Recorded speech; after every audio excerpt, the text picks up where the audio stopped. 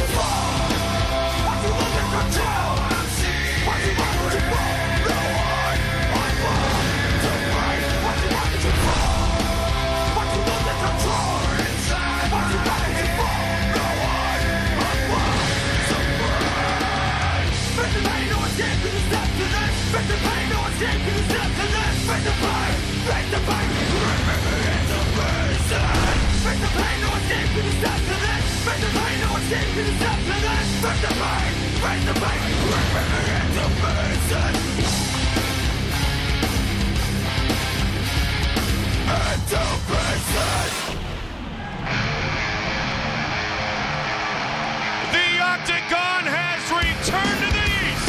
We are inside the sold-out, brand-new Prudential Center in downtown Newark, New Jersey. The fans are fired up because the UFC has come back to the metropolitan area for the first time in 6 years. As tonight, many fighters will attempt to validate their career. The Farm Cat, New Yorker Tamden McCrory, has a 10-0 mixed martial arts record. Tonight, he faces one of his greatest challenges against Japanese veteran Akihiro Gono. Our tale of the tape for this welterweight matchup, 21 against 33. There you see a 9-inch height advantage and a 10-inch reach advantage for the 21-year-old Tamden McCrory. Now, the veteran voice of the Octagon, here is Bruce Buffer. And when the action begins, our referee in charge of this contest is Dan Miguelota. You messed that one up. Out of the ring. You have to go off. Our referee tonight, Dan Miragliotta, Tamden McCrory against Akihiro Gono. You ready? Let's go fight. Here we go. Welterweight matchup. Let's see how the reach advantage comes in early for McCrory. Good kick by McCrory. Gono is known as a striker. McCrory pushing forward quickly. McCrory's landing some bombs. Well, the Farm Cat believes aggressive. in finishing fights early. Only one of his 10 fights have gone past the first round. That was his UFC debut against Pete Spratt, and that ended a couple minutes into the second round. And that, as we said in that fight, he really showed a lot of durability because Pete Spratt, who's been very impressive as of late, really came after him. Landed a lot of vicious leg kicks, big punches. McCrory with some punches of his own. Very deceptive-looking appearance, Tamden McCrory. That is a tough young man. Gono grabs a leg. Shows excellent balance, getting his leg back. I mean, there is no hesitation. He is forward, forward, forward. Gono's trying to weather this early start. Gono lands a punch. Gono's going to try to use some head movement, try to work some angles. You got to be careful of the knees if you're Akihiro Gono, because for McCrory being so tall, Joe, it's just one quick flick and he's on the chin. Good elbow. Gono's got to be careful every time he engages, because when he engages, he comes within reach of the 6'4" Tamden McCrory. Yeah, it's going to be interesting to see what Gono's approach is. What would your approach be? I would say he's got to take him to the ground. He's got to get inside of him. I think Tamden has some good strikes, and that significant, big right hand by Gono. That significant reach advantage is going to make it really difficult for him to score, and he's going to eat a lot of punches and kicks in the process of trying. That's twice he caught the kick. Good body shot. Gono tried to utilize the teep to push his taller opponent away. And a good knee to the midsection. Good clinch right now being applied by Tamden McCrory. Yeah, Tamden does have a very good Muay Thai clinch here. Good grip on the back of the head, using the elbows to keep Gono away. Combinations.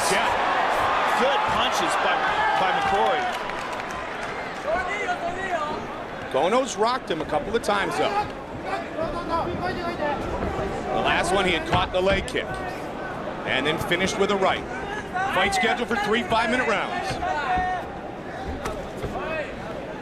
Gono throws that leg kick, but he doesn't throw his body weight into it. So he was practicing it in the octagon before the fight when he was warming up. He just kind of like flips his leg out there, and he does it without moving his body too much, so he doesn't telegraph it, but it doesn't have the same type of power as like a traditional Muay Thai leg kick, the way Tamden throws it. And Tamden really spins on that front foot. And see how he throws as you said, leads with the hips. He's not really pivoting his body as Gono throws the kick. More like a slap, yes, exactly.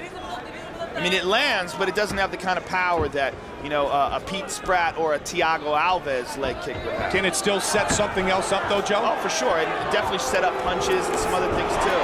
Good knees by Tamden. Tamden does not want to hear those boos. Guarantee you that. That young man wants to be exciting. He talked about his fighting career, his young fighting career. He said in life it just goes to show you don't judge a book by its cover. McCrory controlling the better part of this round number 1. Gono gets the takedown. There's still some time left. And he's got to be careful. McCrory has an excellent guard. He submitted Pete Spratt with a triangle and had him in trouble several times during that bout from his guard. So Tamden is very dangerous off his back. Ithaca High School graduate class of 2004, Tamden McCrory. Tamden's got less than a minute left. If he's going to do something off his back, he should move right now. He's got his arm trapped. That left arm, his right arm rather, is trapped. It's right in there. The hand's on the mat. Get some action, guys. McCrory in 2nd grade when Gono started his career in '94. See if Gono can improve his position. He's got side control. What will he do with it? Tamden's got a knee inside. Yeah, trying to get back to that guard. Good job by Gono of avoiding that. Stepping over, but McCrory slowly turning towards him, getting that knee in between the two of them, trying to get a half guard. Gono making the adjustment to the unified mixed martial arts rules. 10 seconds. Some strikes that were allowed during his Pride career, especially on the ground, not allowed here in the Ultimate Fighting Championship. Right. And round 1 is in the books. Good round for McCrory. Now, an action fighter who likes to get things done quickly came out looking to finish this fight almost instantaneously. Yeah, let's take a look at some of that action from the first round. McCrory landed a bunch of great punches, utilizing the reach. And here he is on the cage, just punch after punch. Gono forced to cover up, and Gono enjoyed a little bit of success in the end. You see Gono catches that kick and lands a good punch of his own. Okay, throw that right hand. If he starts circling around, I want you to cut that fucking angle off and throw the right hand. Okay? If he starts running to that side, just step out, you know? Instead of chase, I want you to step out and square him back up, okay? And then close the distance. You're in position to take him down. And the corner of Akihiro Gono, the Japanese sensation. Beautiful Edith, one of our new Octagon girls. Alongside with the always lovely Ariani. Here tonight at the Prudential Center. Dang it. You ready? Set for second round action. McCrory in the black and blue trunks. Gono in the black and white trunks. Checks the kick. Enjoyed some success in that last round by taking him to the ground, and I expect that's what he's going to try to do again in the second round. See if he can do it earlier.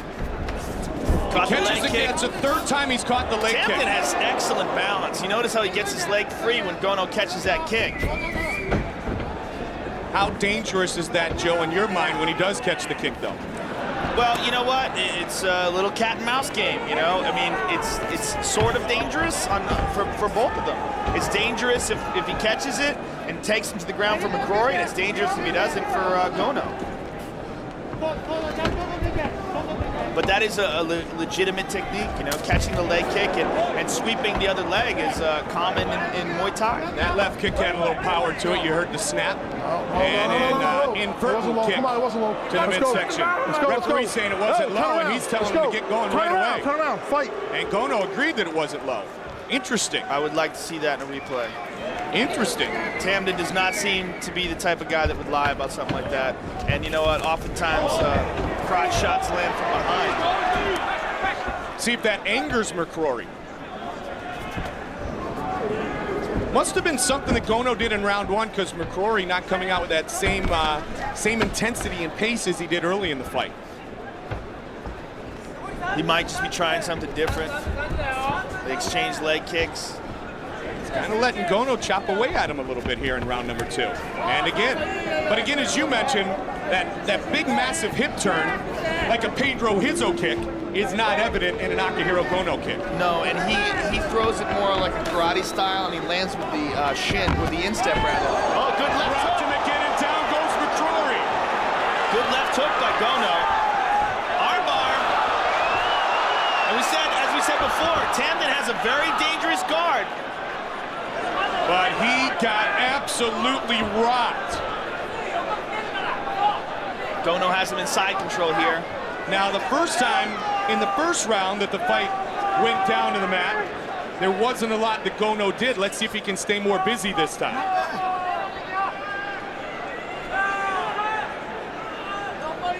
Come on, guys, do something.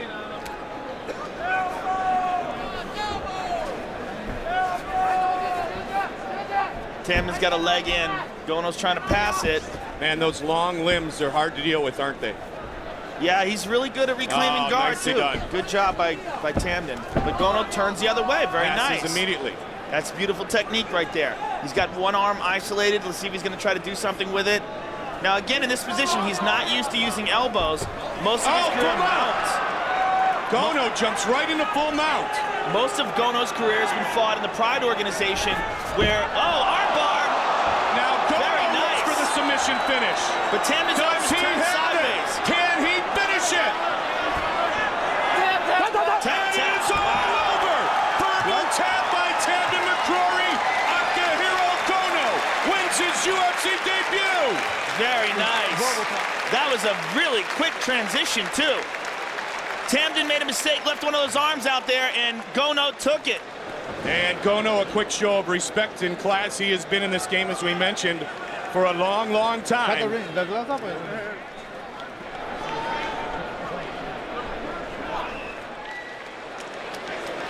Gono reigns supreme with the official decision, Bruce Buffer.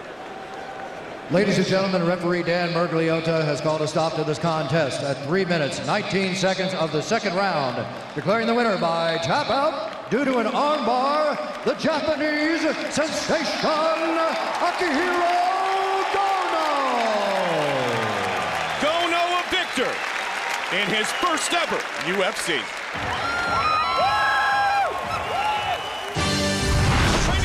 With some of the best in the sport today, Luke Caudillo plans on showcasing some of his newfound skills against the man who has beaten some of the best, Marcus Aurelio. Hard tale of the tape for this lightweight matchup. Aurelio, born in Fortaleza, Brazil, 8 years older than the Nebraska native Luke Caudillo. He is 3 inches taller and will enjoy a 7-inch reach advantage. Here's Bruce Buffer. And when the action begins, our referee in charge of the octagon is Kevin Mulhall. So Kevin Mulhall will be our referee. It's Marcus Aurelio against Luke Caudillo in a lightweight matchup. Both men looking for their first win inside the octagon. Are you ready? Are you ready? Let's fight! Here we go! Remember, Joe said Caudillo would love to stuff the takedowns and smash Aurelio every time he tries to take this fight to the ground. Yeah, Aurelio's posture immediately indicated that he wanted to take this fight to the ground. He looked like he was looking to shoot as soon as they touched gloves. He's got him up against the octagon.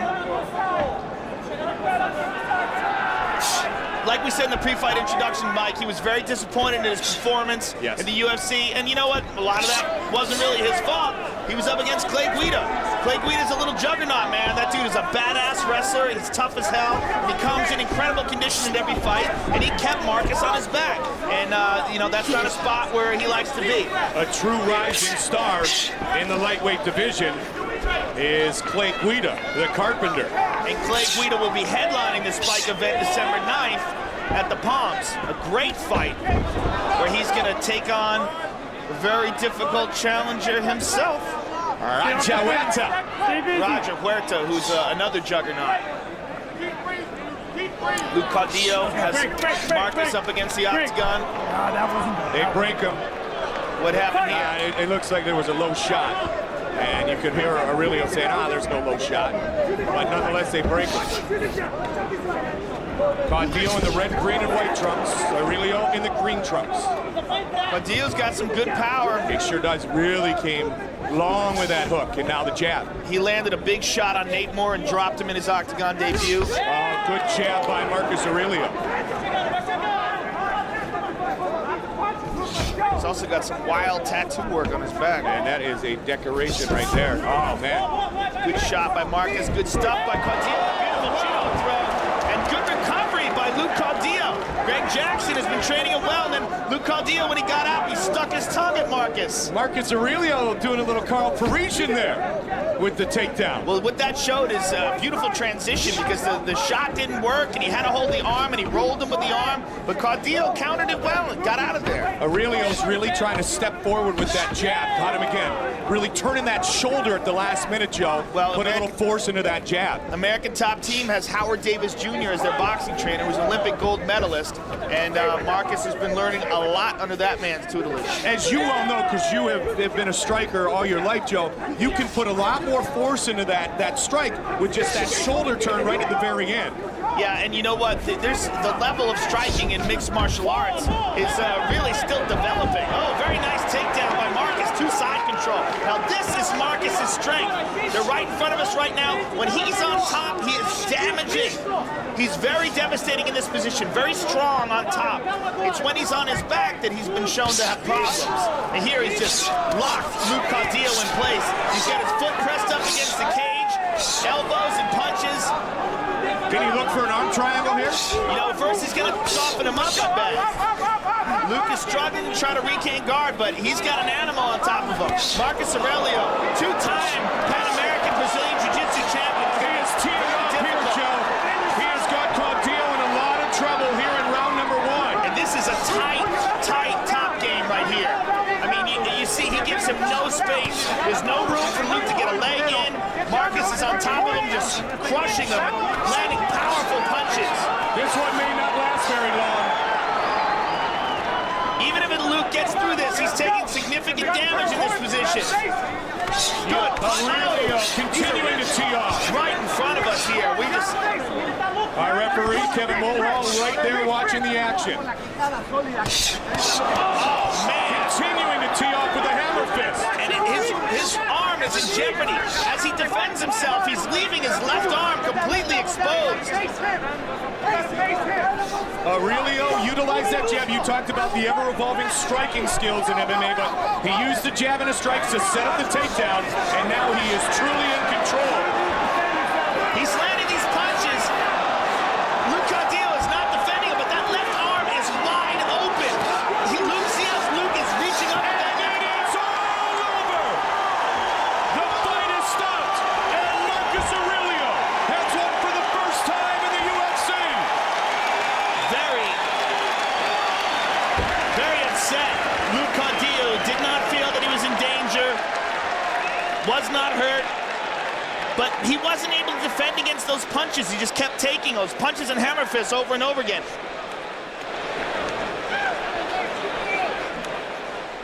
With the official decision, here's Bruce Buffer. Ladies and gentlemen, referee Kevin Mulhall has called a stop to this contest at 4 minutes, 29 seconds of the very first round, declaring the winner by TKO due to unanswered strikes, Marcus Maximus Aurelio.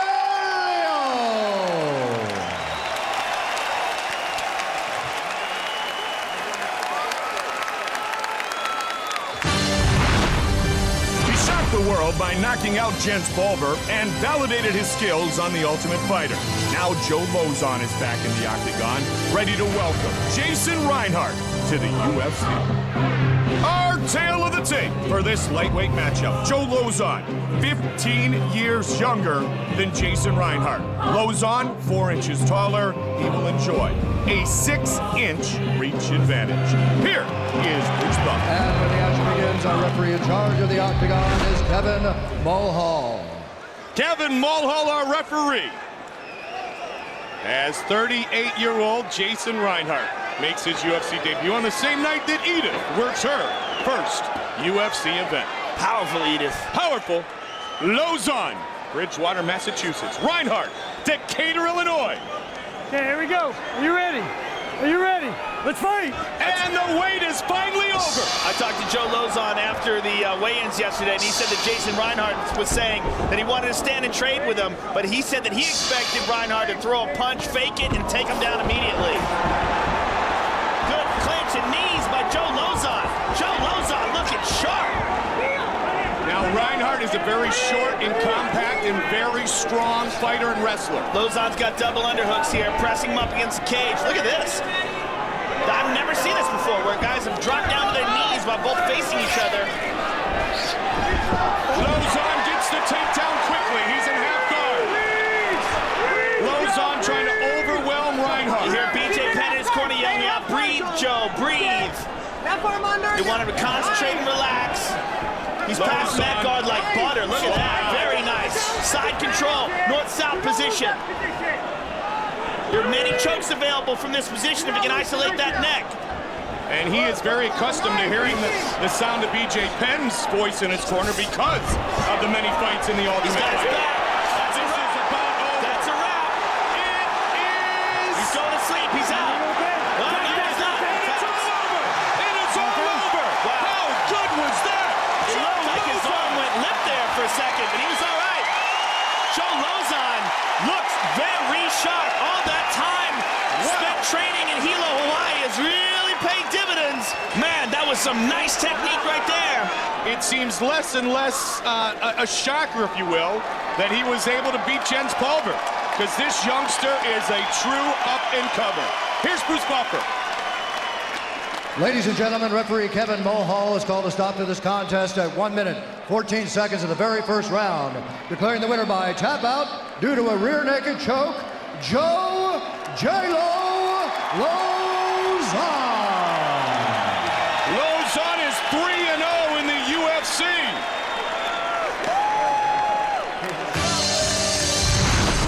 Has been a contender for the past few years, just missing his welterweight shot on the Ultimate Fighter 4. To return to the forefront, he must slow the rapid rise of Thiago Alves. Our tale of the tape for this welterweight matchup. We mentioned the Brazilian is 24, 9 years younger than the American. Everything else, at least at weigh-in time, almost identical. But as Joe points out, Alves right now is not 171 pounds. Here's Bruce Buffer. And when the action begins, Our referee in charge of this contest is Dan Mergliotta. Dan Mergliotta, our referee. That is not a small man. Either is Thiago Alves. He faces Chris Lytle. Let's go fight. Here we go. Lytle in the white trunks. Alves in the blue trunks. Lytle comes with the overhand right early. Lytle has excellent strikes, very good boxer. Thiago's a very good boxer as well, but Thiago has got the vicious Muay Thai leg kicks. Wasn't a bad kick to the body a moment ago. Oh, Chris Lytle's got all sorts of strikes. He's a very well-rounded fighter. Former fireman, family man, as has been mentioned before, a firefighter for 7 years. Oh, he got caught. He stepped right in, got caught he's immediately. bloodied up already, yep. Right hand by Thiago, caught him right in. Over the left eye. Lytle coming with Chris Lytle from that anger that we talked about before, That's Joe. exactly what we were talking about. He has chosen to be a much more aggressive, much more exciting fighter. That caution first style that got him to where he, was in a position where he didn't know what his future holds in the UFC. He had lost some fights and he probably could have won, and he was frustrated, and he decided to change his style and become much more aggressive. Well, you just look at his resume. Lost a decision to Lawler, a decision to Parisian, a split decision to Serra, a decision to Hughes. I would say the man doesn't like going to decisions. You know what? He's got a nasty cut. That one punch. Oh, Good body shot by Chris. Lytle goes down. Alves trying to take advantage. Close guard utilized by Chris Lytle. I don't think he got rocked there. But he does have a nasty cut over the left eye.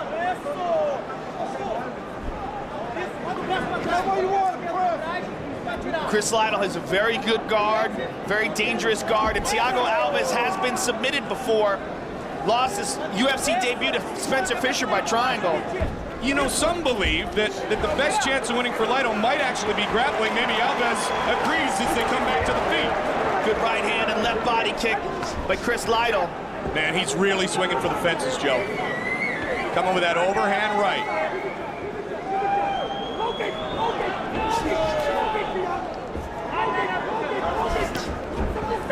He's got Thiago thinking, because Thiago is usually much more aggressive, especially with his kicks.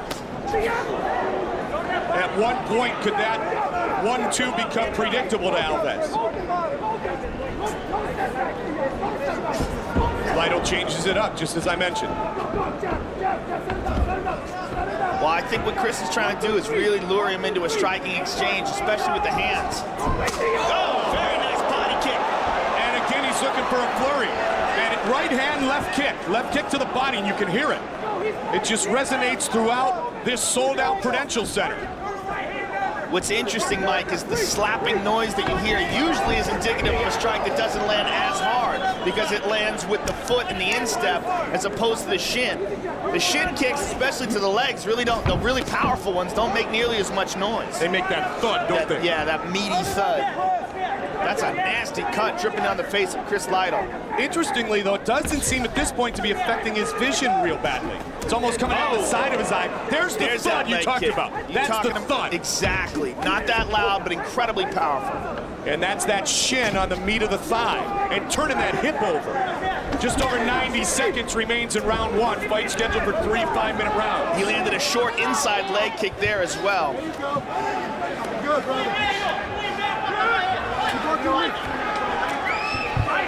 Lytle seems unfazed by the nasty cut over his left eye. And again with the right leg kick, but catches it. Chris Lytle can't. Oh, look at that. Thiago kicks him back up, but Lytle keeps attacking. Joe, you bring up a great point, though. You hear the slap of the kick of Lytle, and you feel the thud of the kick of Alves. Very nice defensive move right there by Lytle, countering. Really using good boxing techniques here. Throws a leg kick of his own, checked by Thiago. Lytle very aggressive, as we mentioned, here in round one. Begin with the big right hand. Lytle really showing us a different Chris Lytle tonight. 175-pound Indiana State boxing champion. They always talk about that fight years ago in Hook and Shoot when he knocked out Aaron Riley. One of the greatest fights ever, and a 9-1-1 boxing record for Chris Lytle. So his hands well documented, and he's a veteran here inside the octagon. This is 11th appearance in the UFC, and that doesn't include the couple of fights during the Ultimate Fighter 4, the comeback. Interesting to see if Chris Lytle can drag Thiago into a 3-round war, what Thiago's endurance is going to be like, considering the significant amount of weight that he's dehydrated, taking off his body to make the 170-pound limit. They need to get right on that cut right away. Check it out. Doctor's going to check it. Strickland's got it. Sit down, buddy. Cut man will work on got it. He's got it. Oh, yeah, I told him. Yep, perfect. Thank you. Oh, that's nasty, though, Joe. It's nasty, Mike, but it's over the eye in a position that it's a lot of it is dripping down the side of his face and not into the eye. Oh, the eyelid is the real dangerous area. He's got this. And I mentioned that in the first round, Joe. It seems almost as the blood's rolling down the side of his eye, as opposed to, you know, over the side, if you will, not going into his eye, as opposed to right into it, affecting his vision. Right. They're dripping some sort of a coagulant in it right now. Let's hope the doctor can stop that cut. Here's the right hand that did the damage right there. The first punch Thiago landed. Take the cut out of it. Would you give that first round to Lytle? Yes. Yeah, I think Chris was a little bit more aggressive, but it was a good round. You ready? Good close round. You ready? And Let's go good fight. leg kicks landed by Thiago, like we see in almost all of his fights. Second round. Mike Goldberg, Joe Rogan, Prudential Center, Newark, New Jersey. They exchanged leg kicks, and Thiago's is harder. Thiago's leg kicks are outstanding. Lytle again comes in with a flurry. Thiago originally from shootbox, comes from that great Muay Thai background. Alves trains with 18 black belts. That American top team. You want to talk about a lion's den. That American top team is just an incredible camp right now. This has been a striking battle, much to the delight of the fans thus far here tonight. Cuts off. That's what I'm talking about with a leg kick. Thud. You see the way he turns his hip and gets his body weight in that? I mean, that is just picture-perfect Muay Thai technique. Thiago Alves, in my opinion, has the best leg kicks in MMA right now. It's a heck of a compliment considering who we have in this sport today. Got to fake the inside leg kick that Lytle and tried to come with a powerful right hand. The only one close to him right now, that arguably, is Anderson Silva, the middleweight champion, who definitely has a more diversified striking repertoire, but Thiago's leg kicks are just outstanding. And as you mentioned, it's all again. It's all in that hip turn and that snap. And it's so fast, you feel it. And it takes your base away. Every time he does it, it takes a little bit away from your ability to sprawl, a little bit away from your ability to turn your legs into your punches. Matt Lytle is happy to exchange with Thiago Alves. Yeah, Lytle has definitely made a commitment to a more exciting style.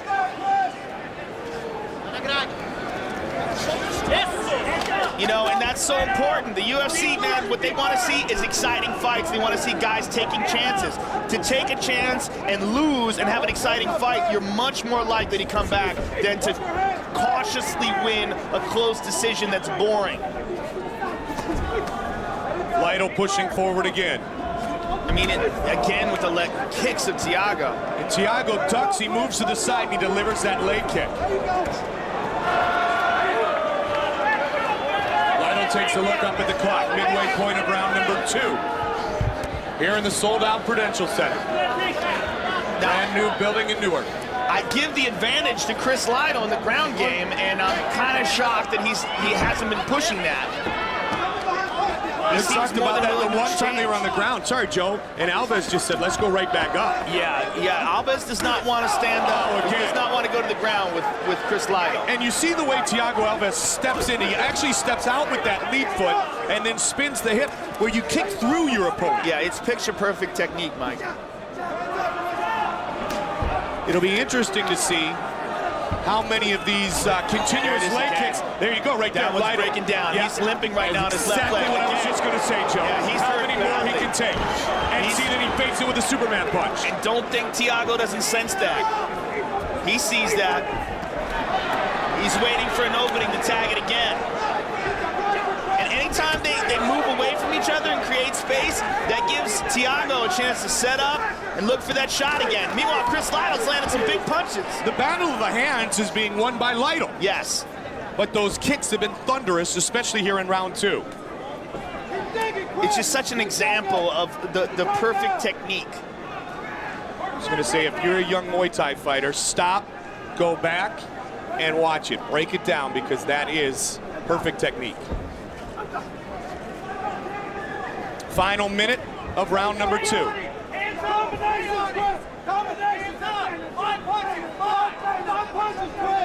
Lytle's base leg is bruised. Thiago is setting up that leg kick again right now. You can see you it. can even see, Joe, even with that left kick that really didn't have much on it a moment ago from Lytle, as much on it as it had earlier. That's because that leg is badly bruised right now and beaten down. Yeah, if he can pull his shorts up right now, we're going to see welts all above his left thigh. Again, he lands it. Lytle is really limping now. He's bouncing around to try to cover it, but he is placing a significant amount of weight on his rear leg because his left leg is jacked. Now the left eye of Alves is a bit swollen. You can see it as he comes forward. And a little slip by Thiago Alves. Yeah, Thiago's left eye is swelling up a bit. And Chris is targeting it now. Right Again, the leg kick at the bell. Man. Chris is walking. He's Chris, really limping on that leg. How do you feel? You all right? Yeah. Okay. So you want to be an ultimate fighter. Takes all those kicks. He's asked how he feels. He goes, Thiago's high. I'm fine. Yeah, it's messed up, Joe. Side, Thiago, this is your round. Thiago, this is your round. Give him a little bit, man. Just give him a little bit. Come on, give him a little bit. Come on, he needs it. Come on. Oh, what? Oh, The my doctor's goodness. stopping it? Come on. Really? The fight has been stopped. That's ridiculous. We've seen far worse cuts. I completely disagree with that. I don't even know that Thiago Alves really knows yet. He's still being attended to in his corner. I completely know that he knows he's disagree won the with this fight. doctor stoppage. That is outrageous. Lytle could make the argument that he was winning this fight, but the one thing that should be said is that Dana White will be impressed with the way that Lytle brought it tonight. And there you see the second cut that Joe was alluding to. And here is Bruce Buffer. Ladies and gentlemen, at the end of the second round, based on the doctor's advice, referee Dan Mergliota has called a stop to this contest, declaring the winner by TKO, Thiago Pitbull Alves. And trust me when I tell you, Thiago Alves doesn't want to be the victor this way either. What a classy young man. You know what? Let him dance again. Why not? I'm here with the winner, very exciting Thiago Alves. Thiago, very unfortunate cut to stop that fight. It was a very entertaining fight before it. But, you know, it just didn't seem that the cut was that bad. Did you agree with the stoppage, or do you think the doctor should have let it go on? I think you guys should let it go on. You know, it was beautiful. I was having fun. He was having fun. But, you know, the doctor said you got to stop, so you got to follow the orders. You know, you're just here to do a job. But, you know, Chris Lytle, he's a great guy, man. I was enjoying the fight so much, so we hope we can do it again. Well, I'll tell you what, cage size, we were really enjoying a very entertaining fight. Very unfortunate it was cut so short. Take a look at the Mickey's replay and talk us through some of these devastating leg kicks you were landing over and over and over again. It was a very entertaining fight. Yeah, Chris Lytle, he's come out very aggressive. You know, I knew he was going to come out like that. I was ready, you know, save him up for the last round. And he got good hands, bro. And, I mean, that's the good thing about boxing, you know. He always exposes his leg and everything. But it was a good fight, man. And the guy should let it go on, you know. But, you know, whatever. It turned out to be the first punch he threw right here. This is the most significant punch of the fight. This is the very first punch. This is the one you caught him and cut him with. Yeah, that was overhand, right overhand, you know. And he dropped his head. I dropped my head to the other side. And I caught him. I got lucky. Well, Thiago, it was a great fight between two very exciting fighters. And I would really like to see you guys fight again and have a rematch. We're here with Chris Lytle. Chris, very entertaining fight. Now, I know you wanted to continue. The crowd wanted the fight to continue. How upset are you at the stoppage? Well, man, you know, I feel like the same thing was going on at the end of the second as the end of the first. I can still see it's not bleeding in my eye. Let it go, you know? I mean, it was a fight I wanted, you know? I wanted to fight Thiago. I know how good he is at stand-up. I knew we were just going to sit there and bang for 3 rounds, you know, so that's exactly what I've been wanting. I want good, exciting fights. This was it. I'm just pissed, you know, that it's over. Well, it wasn't your fault, Chris. It was a very exciting fight, fantastic fight, and I wanted to see it go to the end. You wanted to see it, and I'm sure the fans would love to see it again. Thiago Alves and Chris Lights Out Lytle, ladies and gentlemen.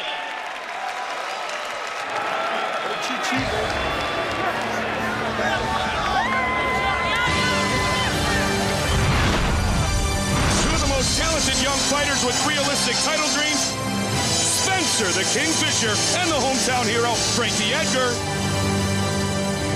Our tale of the tape. Fisher, 5 years the elder of the New Jersey kid, Frankie Edgar. Everything else is virtually identical. Here is the veteran voice of the Octagon, Bruce Buffer. And when the action begins, our referee in charge of the Octagon is Dan Mergliotta. Dan Mergliotta, our referee. Spencer the Kingfisher. Frankie, the answer Edgar. You ready? You ready? Let's fight. Edgar unbeaten in the Octagon. Unbeaten in mixed martial arts. Fisher in the red trunks. Edgar in the black trunks.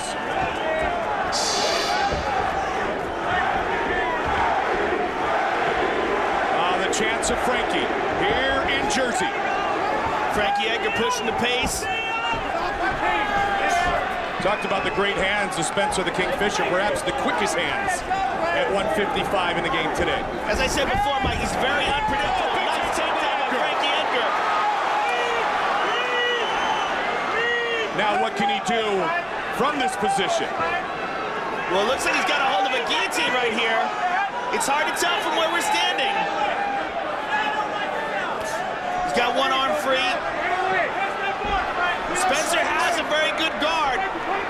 He's no stranger to the ground game. He prefers the stand-up game, but his guard is excellent. He's been working with a 2-time Division I wrestling champion in Eric Juergens, and of course, some great wrestlers at the Militich camp. This is where Edgar wants to fight. All the fights tonight, 3 5-minute rounds. Spencer doing a good job so far of controlling the posture, keeping Frankie Edgar down. Now he's up. And they release. One thing to look for with Spencer Fisher is cuts. He cuts early and often in almost all of his fights. 2 for 2 on takedowns. Yeah, 2 for 2 on takedowns early, Joe. Yeah, Frankie's an excellent wrestler. 2-time state place winner from New Jersey, finished second in the high school nationals in 2000, a 4-time Division I national qualifier for Clarion University, and a college freestyle All-American, Frankie Edgar. Just 26 years old. And absolutely thrilled to have a chance to fight here in Jersey. You notice how Spencer's very intelligent in fighting off the bottom. He's constantly controlling Frankie's posture. Never allows his head to be free, constantly grabbing and pulling him towards him. And what that does, it keeps Frankie from posturing up like there and landing those shots. If you can control a guy's posture, you can significantly control the amount of damage he can inflict. Now, no pun intended, but what's the answer to that for Frankie Edgar? Well, Frankie's got to try to pass. You know, too many wrestlers like to stay in this position and just throw punches and elbows from the guard, but the guard, it will work, and Tito Ortiz is a master at landing damage from this position, but it's just not nearly as effective as getting to a dominant position. Passing those legs, getting the side control of the mount is 100% more effective than throwing these little pity-pat punches from inside an opponent's closed legs. Spencer Fisher can maneuver too much, and Frankie's past a half guard here. That's exactly what you talked about, Joe. Let's see if he can get the other leg out now. Spencer's too good at that. Bang, right back to full guard. See, I mean, you can land shots, you can land some hammer fists, and you can even stop a fight from this position occasionally, but it's not nearly as effective as using this opportunity to hold the top spot and to move to a dominant position. Frankie Edgar's father saw him earlier in the lobby of the hotel today, and he said, hey, Frankie can still work for me anytime, but he loves this fighting stuff, and he's good at it. So go get him, kid. And good hammer fist there. What a weird position. That was an armbar that Frank Mir used on Pete Williams back in the day. A knee on the way up. High kick and a slip. Frankie Edgar right on top. Little blood up, right in the lip area of Spencer Fisher. Well, he's taking some small shots from the top, but there's anything that's going to really damage him. Cardio is outstanding for Frankie Edgar, so his pace should not slow. Both men are known for their conditioning. Spencer's doing a really good job of moving on the bottom here. You know, this is one of those things where it's, you know, even though now he's landing some shots. Now he's postured up, Joe. And now he's got a chance to pass that guard a little bit. He had for just a right moment. back to it. Still, though, even though he's not been able to land much significant damage, Spencer hasn't done anything to him. So you got to give this round so far to Frankie Edgar. He's got the takedowns, he's landed some shots from the top, and he stayed busy. Half guard again. Some elbows from the top by Frankie. 15 seconds remains in round one. An incredible pace being utilized by Frankie Edgar. 10 seconds, guys, 10 seconds. Final seconds of round number one. The takedowns in round one for Frankie Edgar came with relative ease. Yeah, and that is the difference in that round.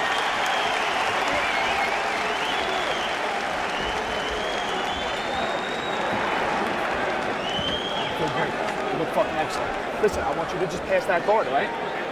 There's coach telling him that. Get the water, get the water. He wants him to pass that guard. Over the fucking fence, dude. Listen, I want you to stuff that guard, okay? When he gets in that half position, push the leg out. Give me half ball. That's it. Just give me half ball. Doing great, buddy. Doing great. He's gonna look for the knees now. Lots of fakes and then pop, pop, pop. Okay. Wake up, too. You're kind of flat. Come on, man. Wake up. Wake up. So there you see the game plan outlined pretty clearly. Josh Neer wants Spencer Fisher to strike, to move away, watch that leg, pop, pop, pop. And you see Frankie Edgar's corner, they want him on the ground, they want him to pass. Both these guys are in excellent shape, though. Nobody looks tired after that first round. Fisher. You ready, Frankie? You ready? Let's go fight.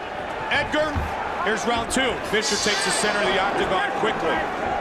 Let's see if Spencer can keep it on the feet for a while. Nope. Wow. Great takedowns by Frankie Edgar. And immediately Spencer pulls guard again. Let's see if Frankie listens to his corner and tries to pass here. Yes, he is. He's trying to pass. He moves to half guard. Very nice. Now he's got to hold this position. With Spencer's legs free like that, free and loose, he's not locking down on anything or holding. Spencer can move those legs out and get back to guard, which he just did. Don't let him get full guard. Keep working. You hear his opponent, his corner brother saying, don't let him get to full guard. Keep moving. And he does, and he closes it up. You know, and again, you pointed out early, absolutely, and you pointed out early in round one that Fisher doing a great job until now of controlling the head and not allowing Edgar to posture up. Now he has side control. There he goes. He took advantage of Spencer throwing that up kick. Frankie moves a half guard. Now Spencer's got to be careful here for chokes. Guillotine, darces, everything comes in this position. And careful of the knee. His feet. But Fisher gets up. Now let's see if Fisher can start to tee off with some strikes and avoid being taken down. Edgar, good head movement. Fisher swinging a miss. And this time, good takedown to Good sprawl by Edgar, but relentless. Wow. Frankie Edgar with the takedown again. Fisher has not been able to tee off at all. Well, Frankie Edgar is an excellent wrestler, and he's showing over and over again he can take Spencer down anytime he wants. Spencer so far has only stuffed one takedown attempt. Sold out here tonight, Newark, New Jersey. UFC 78. Validation. Go to fence.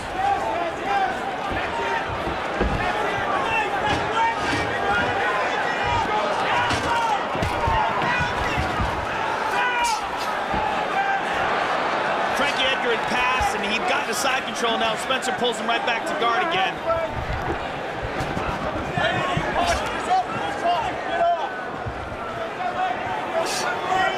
Good punches on the top by Frankie Edgar. He's just controlling the entire fight, Joe. Well, you know, when Spencer uses those up kicks and tries to push on the hips, that's when Frankie's able to pass, like he's got here.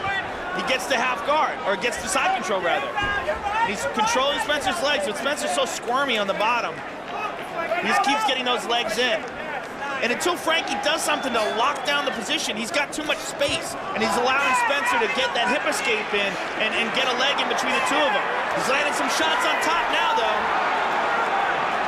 Now there's a cut over the eye of Spencer Fisher, and you said before he's susceptible to cuts. Yeah, his coach, Frankie Edgar's coach, is screaming at him to pass to full mount here.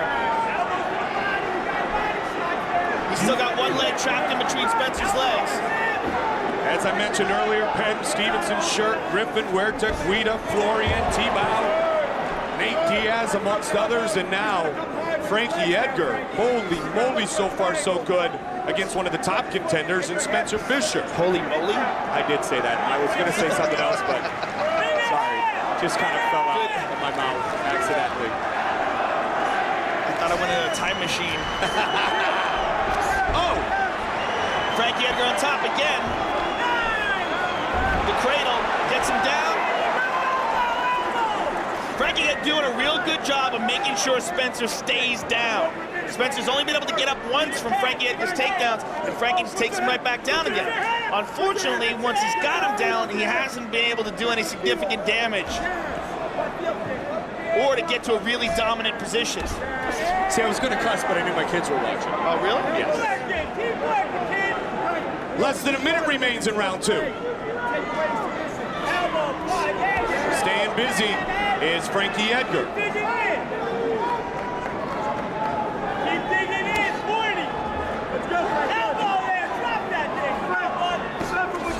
Well, we're past the halfway point, and Spencer has yet to have an answer to Frankie Edgar's wrestling and control. Now he's got side control again. Here we go.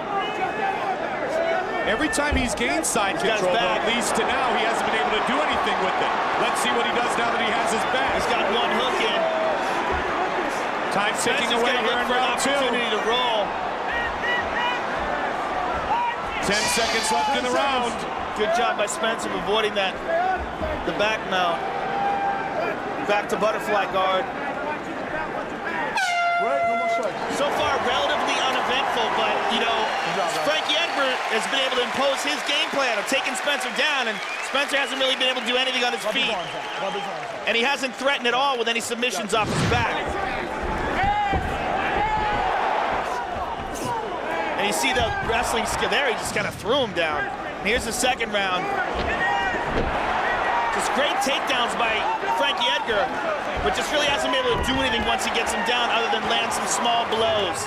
Stick with the game plan. But either way, he's on his way to winning a decision. He won both of those first rounds, in my opinion. Round 1 and 2, he did most of what he wanted to do. He landed the takedowns. You're doing excellent. Landed a lot of shots from the top. Position, excellent, okay? Just not that exciting so far. You get to put your hips, switch your hips, okay? Don't give him a fucking second. You're fresh. You're still fresh. Frankie Edgar, I'm sure his high school coach Warren Reed is here tonight. Our new Octagon girl, the beautiful Edith, alongside with Ariani.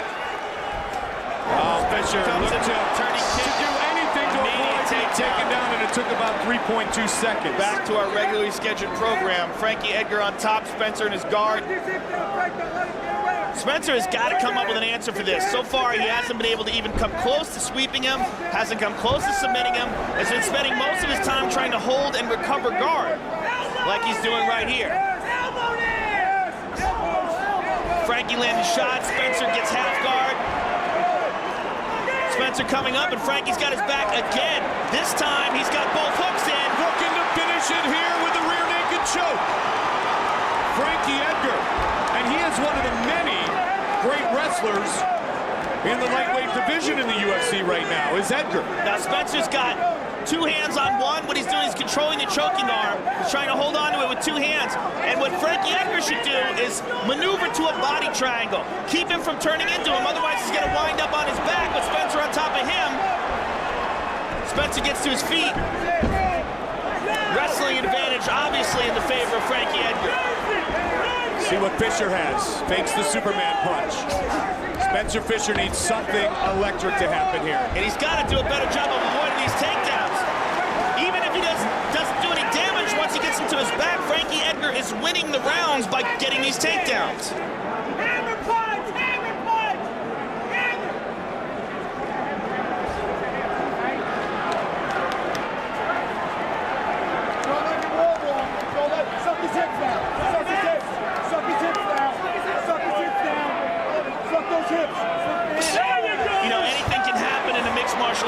Mike, but, you know, at this point in time, I don't see any reason to believe that Frankie Edgar is going to be able to, or Spencer Fisher, rather, is going to be able to stop Frankie Edgar from doing exactly the same thing. I mean, this seems like it could be a 20-round fight, and it'll be the same thing over and over again. Joe, are you surprised that Edgar has been able to take down Fisher with such relative ease? Well, you know, not really, because Edgar is a great wrestler, but what I'm surprised is that Spencer hasn't been able to do a better job of at least threatening off his back, you know, with some sort of a submission, making Frankie Edgar at least think, and, you know, he hasn't been able to stop the takedown much at all. You know, another thing that's interesting is Fisher has not made Edgar pay on any of his takedown attempts to make Edgar hesitant of maybe shooting one more time and looking for the takedown. And so Edgar, every time ducks under, he says, hey, I'm not going to eat a knee, so I might as well take him down again.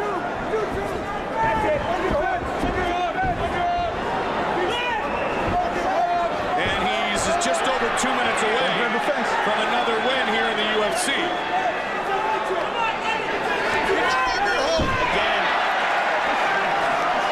The crowd in attendance reacts to the hometown kid fighting out of Toms River, New Jersey, Frankie Edgar.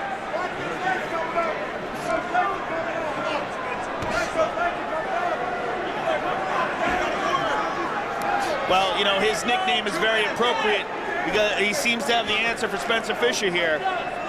He seems to be able to take him down anytime he wants, and, you know, even though he's not doing that much, once he takes him down, it's enough to win rounds. 90 seconds remain. Too busy.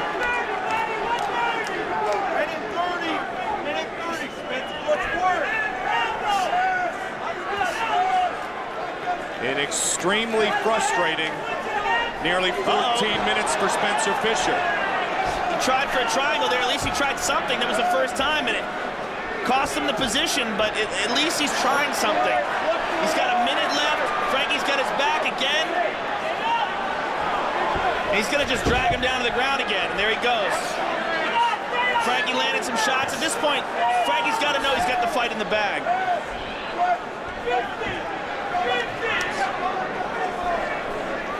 And he allows Spencer to get the full guard again. Lands some hammer fists. Somebody lost a mouthpiece.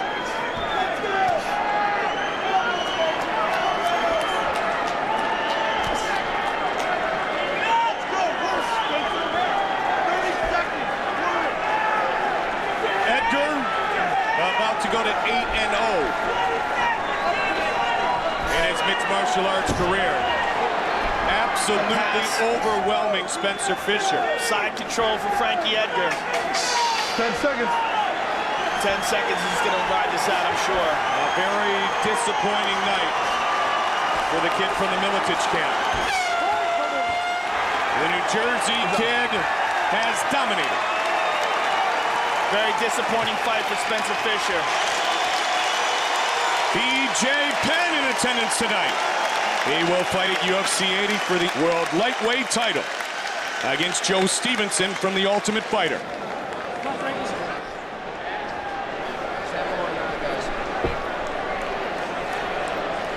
Bruce Buffer has the decision. Ladies and gentlemen, after 3 rounds of action, we go to the judges' scorecards for a decision. Judge Cullen has it 30-27. Judge Bittencourt has it 30-27. And Judge Crosby has it 30-26. For the winner by unanimous decision, Frankie the Answer Edgar.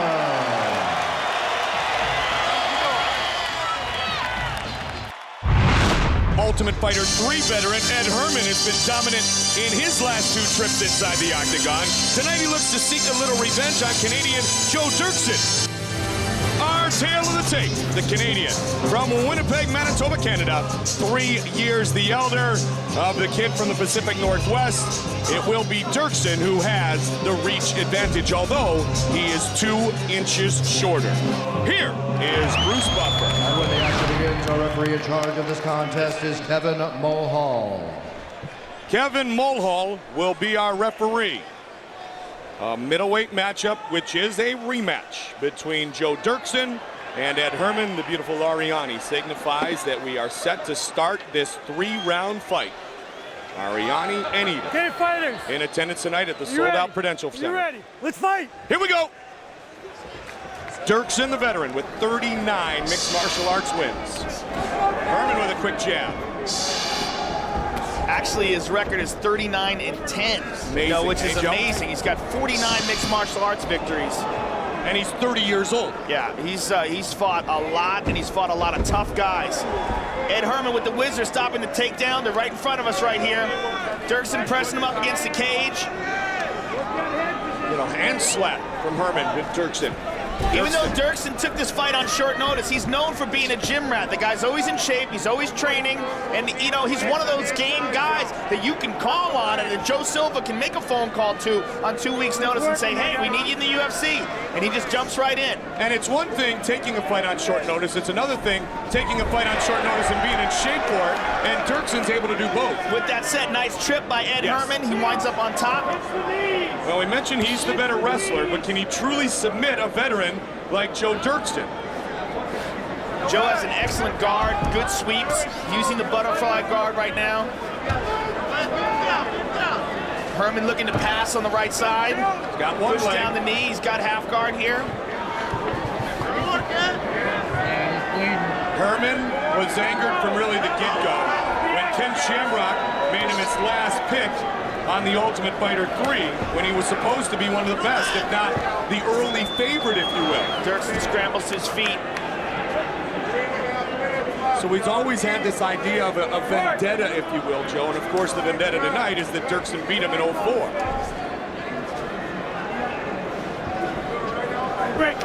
Herman lost in the Ultimate Fighter 3 finale to Kendall Brooke. Dirksen bleeding above his left eye early here in the fight. Good elbow by Ed Herman and a nice knee. Ed Herman throwing down. Showing greatly improved striking.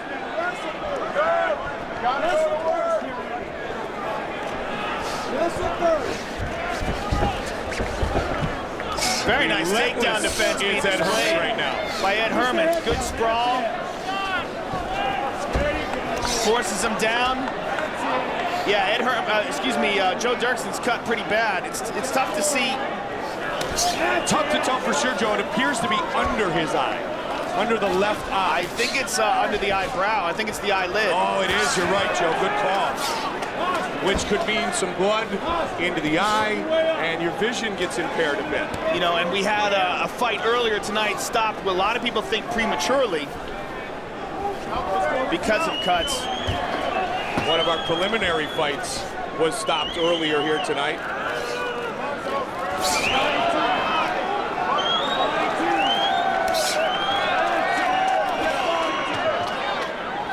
Don't forget, you can view all the unseen preliminary fights later tonight at UFC.com. Not only that, there's a wealth of fights there from all sorts of previous undercards, some great fights you've probably never seen.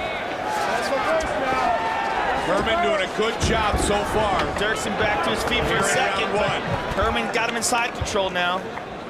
90 seconds remains in the round. Fight scheduled for 3 5-minute rounds. Herman moves him out, very nice. Ed Herman methodically controlling El Dirte here in round 1. Dirksen switches into full guard. Very nice job. What he did was he turned, almost offering the back, and as you know, as Ed Herman goes towards it, he hip escapes, pulls his knee up, and moves to full guard. But Ed Herman landed some big bombs from this position. Ed Herman trains local police in Portland on the latest and most effective mixed martial arts moves, and when he's not training, he teaches kids mixed martial arts at his Team Quest gym in Portland. From those protecting the streets today to perhaps some who will protect the streets of Portland tomorrow. There you get a close look at the battered up left eye of Joe Dirksen. 30 seconds in the round. And that cut came from the first punch that Ed Herman landed. A glancing blow to the eye that just sliced him wide open. And that's often the case. It's the punches that don't land that hard, but actually just graze the skin that causes it to rip open. And a fighter like Dirksen has got 49 MMA bouts. I'm sure he has a significant amount of scar tissue over those eyes, which can only make them rip open easier. This is not the first time he's been cut. Big elbows and punches by Ed Herman from the top. Really strong and dominant first round for the Ultimate Fighter 3 Here's that finalists. punch again. It's just Bam. a jab, just a grazing jab. And, you know, the counter was actually harder by Joe Dirksen, but that grazing jab was what did that cut. Welterweight champion, Matt the Terracera. Of course, the Ultimate Fighter continues on Spike TV.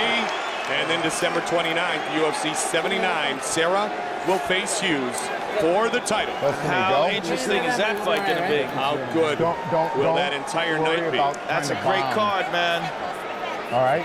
Finally, Liddell versus Silva. Let him try and take you down. He's going to try and cut you right away. Chuck this Liddell, round. Vanderlei So Silva. but speed. Try and Definitely get your will. looking Can you see for or a no? little bit of validation, if you will, that night. You know what? They're going to work on the cut. They just asked him if he just could under see. the eyebrow. He says yes. Do it to him. Do it to him. More of the same. Ed Herman's got to be very happy with his performance in that first round, though. You know, this goes a long way to erasing the demons of that first loss. Dirksen in the octagon for the first time in 18 months. A record of 7-1 since his last UFC appearance. But he's down one round. He's down one round, and he's got a half of a left eye to see out of. And Ed Herman just comes in swinging. Dirksen inside leg kick, and he falls. He's right back up. Dirksen counters with a left hook there. Herman really pressing forward again. He'll look for another takedown, and he's got it. Got it. So not unlike Frankie Edgar, Spencer Fisher, in our first fight, when Herman, the better wrestler of these two, wants the takedown, he's able to get it. Dirksen unable to deny. Main event later tonight, Ultimate Fighter winners. In the Ultimate Fighter 3, it was Michael Bisping, not in the same weight class as Ed Herman. Of course, he fought in the finals, I mentioned earlier, against Kendall Grove, against the winner of the Ultimate Fighter 2 in the heavyweight division, Rashad Evans. And don't forget Houston Alexander. Thiago Silva still ahead here tonight. Dirksen was able to transition to full guard here, but even in this position, Ed Herman is landing some really good elbows and punches. And the reason for that is that Dirksen is allowing him to posture up. Every time he gets the posture up, he gets an arm free to swing down. Dirksen's in trouble. And that's what you pointed out about Spencer Fisher. Although he was dominant, he did control the head and deny Edgar a lot of opportunities to posture up in the first fight we saw here tonight. Yeah. Although he was dominated on the ground, he did a good job of avoiding too much damage from that position. Dirksen's taken a lot more than Spencer has just in this one round. All right, they're going to stand up. Kevin Mulhall says they're not staying busy enough. And here's Dirksen's opportunity on the feet again. Dirksen has good strikes. 3-2, Pepper. 3-2, start it. 3-2 or 5-2. Come down, come up. There you go. Ed Herman looks very confident. No question. He just looks like he's got it all wrapped up, and he falls to his back. Oh, Dirksen tries to take his back. Dirksen with a very smooth transition gets the hooks in. Now remember, Herman, he says, was in control of the first matchup. Dirksen has very good back control. We've seen him submit Patrick Cote when he was rocked so badly. After the fight, he actually asked me what happened. He didn't even know how he won. I had to explain to him the transition, how he took the back and close it off by locking in one of the arms. He's got great back control. Keeping those hooks in here, Joe. But Ed Herman's great on the ground as well. He's trying to shake Joe off. Here's Dirksen's chance to score some points. Dirksen's got some time. 2 minutes to go. Finish. Looking for a rear naked now. And again, what he's got to do that a lot of guys fail to do is transition to a body triangle, what we call the anaconda. Lock off the body, turning over and falling into Joe's guard, which he just did. Now, even better, he's got his back. Great job done by Ed Herman. He's going for a leg. Oh, Joe Dirksen's got a leg lock here.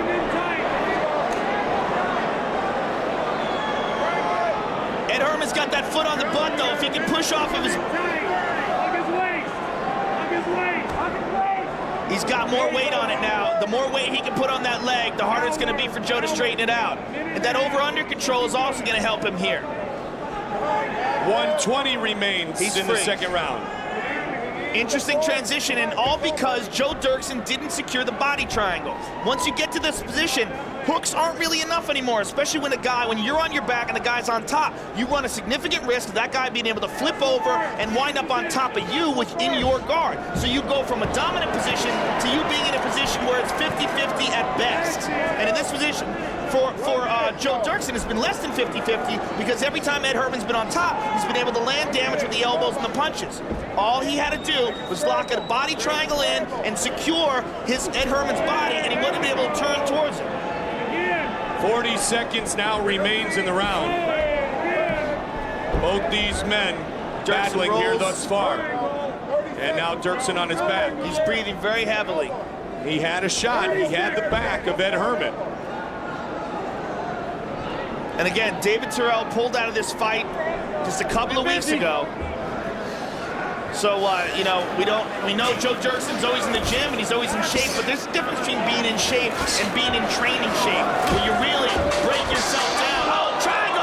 Locked it in! Let's see. The transition! Brown's gonna end Joe. Final seconds of the round. I don't know if he's got time. Final seconds of the round. Unbelievable! Saved perhaps by the wow. Okay. Now, that's an interesting situation where how do the judges look at that round? A great point. That fight, I mean, basically was over. I mean, he had him locked in and he had his arms straightened out. Let's take a look at the end of the round. I mean, you want to talk about near submissions, this is as close as you come. That was a beautiful transition. Joe Dirksen, he's got an arm bar and he's got a triangle. Both of them locked in. Look at that arm, it's straightened out. Ed Herman's in deep, deep trouble. Man, saved by the bell. He's got nothing for you if you stay focused. It's the transitions, we're not getting it in. Stay focused, bell to bell. We got 5 minutes. You got fucking 5 minutes for me? Hard. Come out at him, move, make him engage. He's all blooded up and fucked up. This is your fight to win right here, okay? Let's get him. Brother. That has got to put a little doubt in his mind, though. It does. I'm sure it puts a little doubt in his mind, but it also gives him, you know, he got saved. He got lucky. Yeah. He knows he made a mistake. He's like, okay, I'm okay, I'm okay. Ken Flo Florian in the house here tonight, making the trip down from Boston to Newark.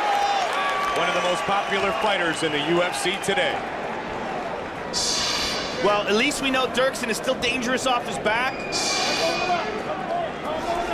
It was a good round for him. He had Ed Herman's back. It's a tough round to score, as you pointed out, Joe. You know, you gotta give it to Dirksen because Dirksen almost finished the fight.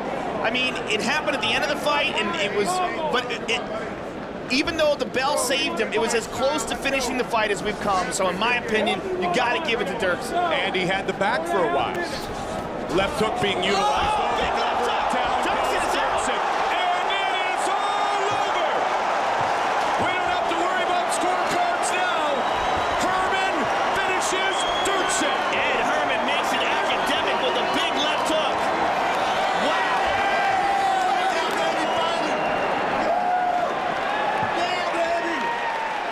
Bruce Buffer with the official decision. Ladies and gentlemen, referee Kevin Mohall has called a stop to this contest at 39 seconds of the third round, declaring the winner by knockout, Ed Short Fuse Herman. By the shirt Spencers. Woo! Right here.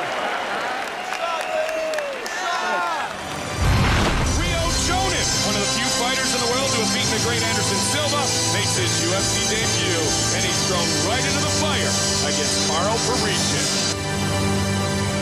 Our tale of the tape, the Armenian Parisyan, 6 years younger than the Japanese fighter Chonin. And look at Karo Parisyan. He will have a huge reach advantage. Here's Bruce Buffer. And when the action begins, our referee in charge of this contest is Kevin Mohall. Kevin Mohall, our referee. Huge welterweight showdown here between Karo Parisyan and veteran Ryo Chonin. Are you ready? Are you ready? Let's fight! Here we go! Parisyan originally was set to fight Thiago Alves. Now he will take on the Japanese star. One of the biggest improvements in Karo's game over the past couple of years has been his striking. His hands look so much better than it looked early in his career. Then he lands a big left hook and gets a takedown. best implementation of judo in mixed martial arts so far, in my opinion. The world-class judo fighter, and at one passes to half guard. One point, ranked very highly and wanted to compete in the Olympic Games as a judoka, but now has focused entirely on mixed martial arts. He was a 2004 Olympic qualifier, 6 junior national judo crowns, all kinds of professional crowns, and as I mentioned, almost went to the Olympics, a judo black belt. He's got a great ground game, especially his top game. His top game is very impressive. A lot of pressure, very solid. And the Heat nickname is very appropriate because he pressures guys. He puts a lot of heat on them, forces them to make mistakes. I mean, this is the kid who started fighting at age 16 and had 20 fights in his first 5 years as a pro. Yeah, at 16 and he's fighting grown men. He wasn't fighting other 16-year-olds. And he lied about his age. Yeah, he lied about his age and he was fighting in the cage. 345. Watch the head, Carl.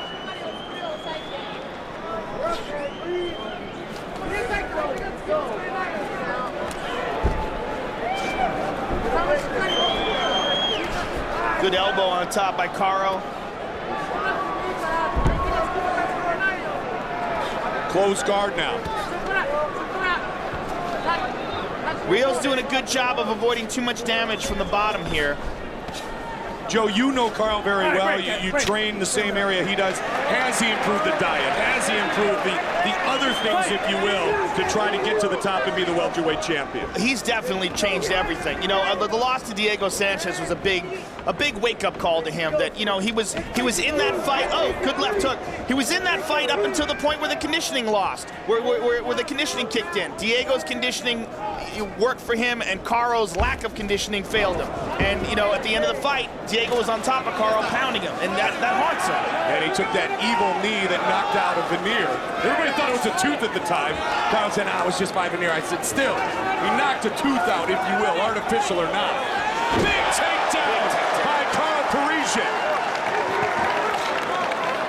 And he's got Chonin pretty close to the side of the cage now. And there he goes, pushing his opponent up against the fence, and that takes a lot of the hip mobility away.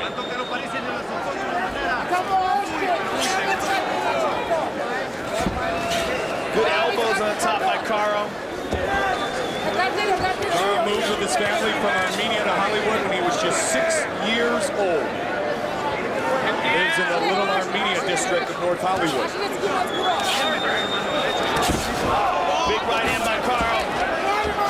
Rio gets up. So far, so good for Parisian. The problem with Chonin here, though, is in this situation, once they're in the clinch, you know, basically it's just a matter of time before Caro decides to take him down. This is much better for him.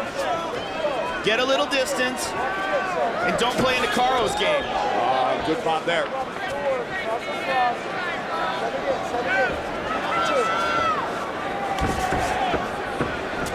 Parisian inside kick. Oh, wow.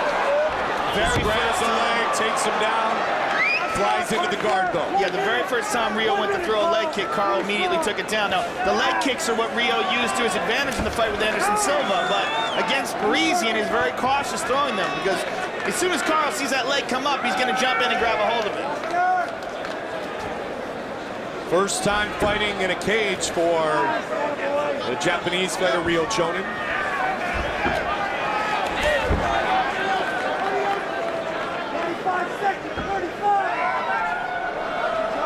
Round one. Stay busy. Has 30 seconds remaining.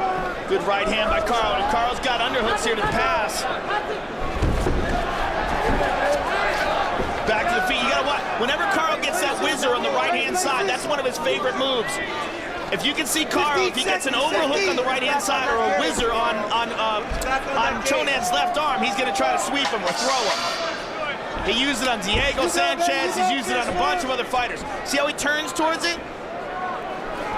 That's what he's doing right now. When he turned his hip and he tried to put his leg in between them, what he's trying to do is use that hip toss. Good first round for Parisian.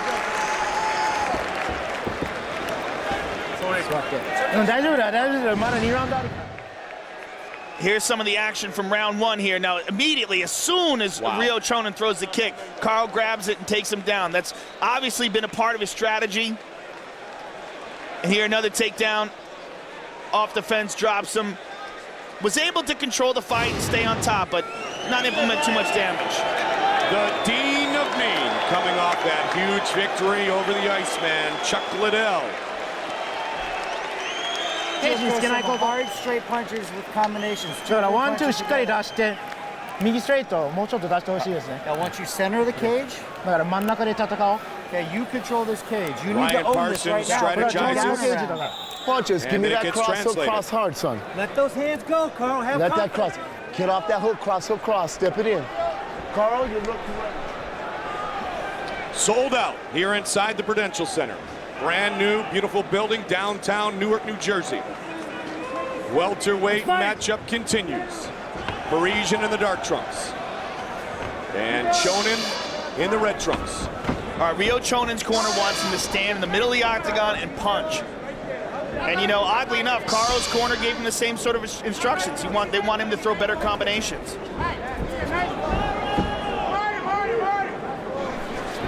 Carl. Good exchange there by both men. Absolutely. Carl with the left hook as they pushed away. Chonin had an answer.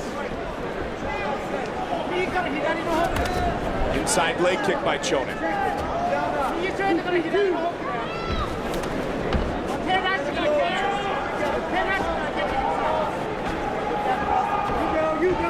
If there's any weaknesses in Chonin's striking, it's that he pulls away straight from his kick, or from his punches rather. And that's what Phil Baroni capitalized on, landed a big left hook and put him away in their fight in Pride. Parisian pushed up against the fence here early in the round. And he scoots it aside. Good big swinging right hand by Rio Chonin. Oh, the kick! He waved him on, and Chonin was happy to go ahead and accommodate. And he caught Parisian with a kick. It might be the best strike thrown so far, at least one that's scored by Chonin in the fight. Rio gotten back to his feet here. Just a matter of time if Carl's got a body lock on you before you go sailing. Now, unlike a lot of fighters in this position, what Carl's doing, good punch right there. When Carl gets a hold of you and clinches with you, he's not just looking to control you, pushing up against the cage. He's looking to get a good angle to get an underhook or an overhook and throw you through the air. He's got a very unique style that's kind of difficult to deal with because there's not a whole lot of guys you can train with that have the kind of judo skills that Carl has. Carl Parisian with a straight jab. Don't forget to check out the UFC's newest hit show, hosted by none other than my partner Joe Rogan. It's UFC Wired. Check UFC.com for listings in your area. Just about to the midway point of the fight. And again, yeah, he's obviously trained for that. I mean, I'm sure Carl watched the Anderson Silva fight, which is his Rio Chonin's best fight.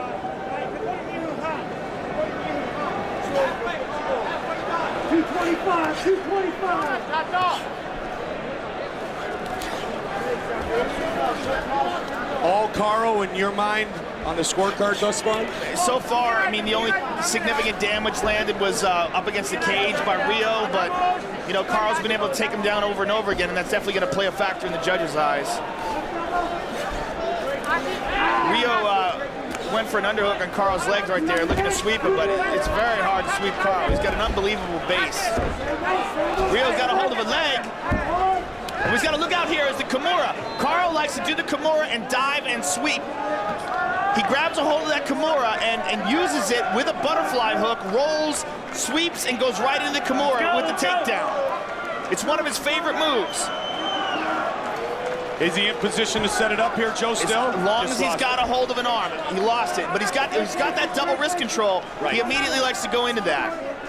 Now he's got that whizzer on the right-hand side. He's holding on to that, too. What he's going to do is try to transition to the side more and then try to sweep him. Now when he's in that side position, he uses it as a triple. But what I was saying was whenever Carl's on the side and he's got one arm tripped, it's just so different than any other fighter because his throws are so powerful. And you think you're comfortable, you think you're okay in that position, then whoop, flying through the air. And you pointed out before, he is the best at adapting his judo throws without the gi and utilizing them inside the world of mixed martial arts. Absolutely, does everything from overhooks and underhooks. You know, the gi is good and it's bad, and it's been a big problem in a lot of these great grapplers. Their transition from the gi game to the no-gi game has been really hampered by the fact that they use it so much to control sleeves and collars. The good thing about it is it makes you really careful about your defense because you can't just slip out of everything when you're wet and slippery. The bad thing is you don't have as many handles that you're used to, so instead of going to overhooks and underhooks, they're lost. Well, the one thing you will notice if you ever shake the hand of Carl Parisian is his forearms are like steel, and that's from all the years of throws and holding on and utilizing that grip and strengthening it in what is his best science, if you will, and that's the game of judo. Absolutely. Round 2 comes to conclusion. So far, so good for that man, Carl Parisian. いやもう蹴らないで。もう蹴りの依存もういらないからね。For me nice and deep, you're doing great. Stay up straight for me. I want you to stay up straight and breathe. Look at me right now while he does this. Together with me, deep. Hold and release. Hold, release. Okay, this is your round, this is your fight. You controlled, he's gonna come out crazy, okay? He's gotta do something to get this. Nice control, just like you're doing. You gotta release those second and third hands. You gotta release that second and third hand for me, okay? Just jabbing isn't gonna do it. You look great, but we gotta control that stand-up as well. Okay, let that 2-3-2 go, that cross hook cross. Pop that jab, but follow hard with your cross. You know that right hand is... Hey, Carl. Third and final Carl, let round. those hands go. UFC 78 validation. Fight! Parisian looking for his third straight win inside the octagon. Last two have gone to decision. He has won them unanimously against Fickett and Berkman. Neutral corner, Carl. Inside leg kick by Carl Parisian straight to the cup. You okay? Okay. Time in. Chonin says he's fine. Here we go. Respect, fight. You go. Parisian will be happy to take Chonin for another ride if he can. Look for him to step in between those legs. You see how Carl's doing that? And he can transition both ways. He can step in between the legs or outside of them. And you saw him attempt to go outside a moment ago. Exactly. And if you see now that he's got a hold of that one arm, he's got Rio's left arm trapped. You're going to see him try to transition to Rio's left side. He'll try to step outside if he's going to try that throw. They break things up. Chonin has to do something different, Joe. Little teep by Parisian. Well, what Chonin would love is if Carl gets into a kicking match with him. Couple right hands by Chonin. Chonin pushing with that Carl one up. kick in the second round, Joe. Chonin did. And Carl's got double underhooks here, which is not good for Rio. Gets one arm free, switches to an over. Carl's got double leg.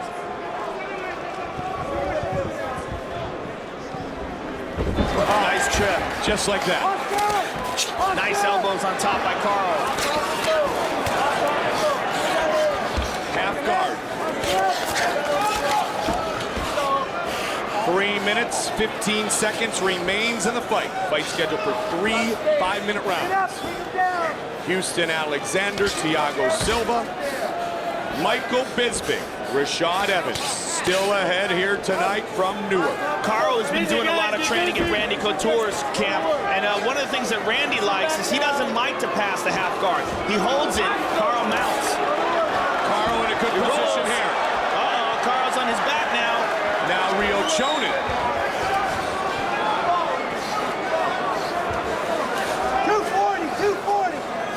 2 minutes and 40 seconds remains. Big scramble. Again, if anybody wants to watch any of the unaired preliminary bouts shortly after tonight's event, they're going to be available at UFC.com, along with a lot of great preliminary fights. fights that you've never seen before from other events. Don't forget UFCstore.com for all your Christmas needs. Good holiday present for Parisian would be his 8th win in the UFC and 26th of his career.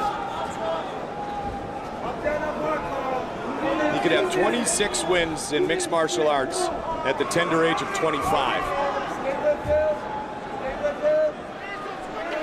And he's probably 2 minutes away from that. Good knee by Chonin. Oh, spinning back fist.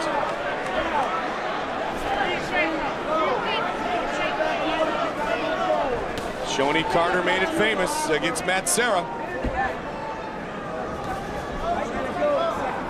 Southpaw stance now for Parisian. He switches up to the lead leg on the left side.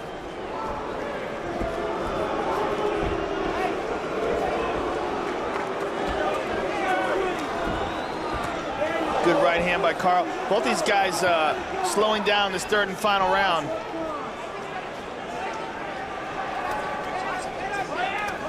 Again with a spinning back fist. Spinning back fist by Parisian. That one connected just a little bit a moment ago. Under a minute remains.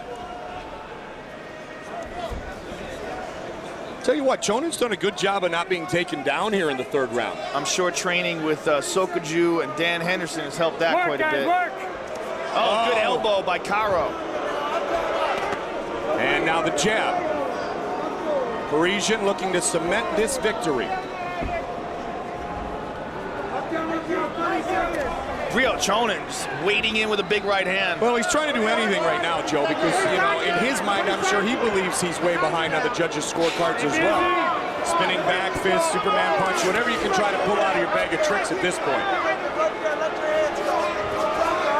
And he's got Parisian backpedaling. Inside leg kick by Rio. Right hand by Caro. Uppercuts. Too little, too late. Fight goes to the judges' scorecards.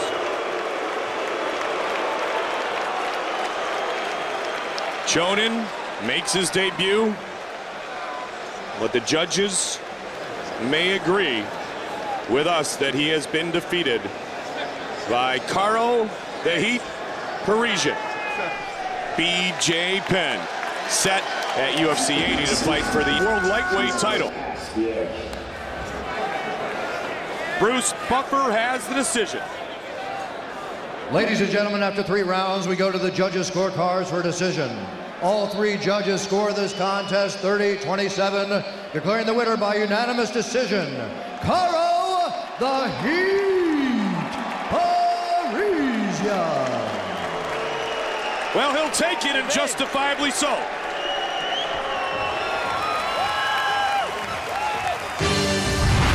Great light heavyweight battle between Houston Alexander and none other than the unbeaten Brazilian, Thiago Silva. Our tale of the tape for this light heavyweight showdown. 35-year-old Alexander against the Brazilian 25-year-old Thiago Silva. Silva will have a slight reach advantage. Alexander looking to continue his victory run here in the UFC. Once again, Bruce Buffer. The action begins. Our referee in charge of this contest is Dan Mergliotta.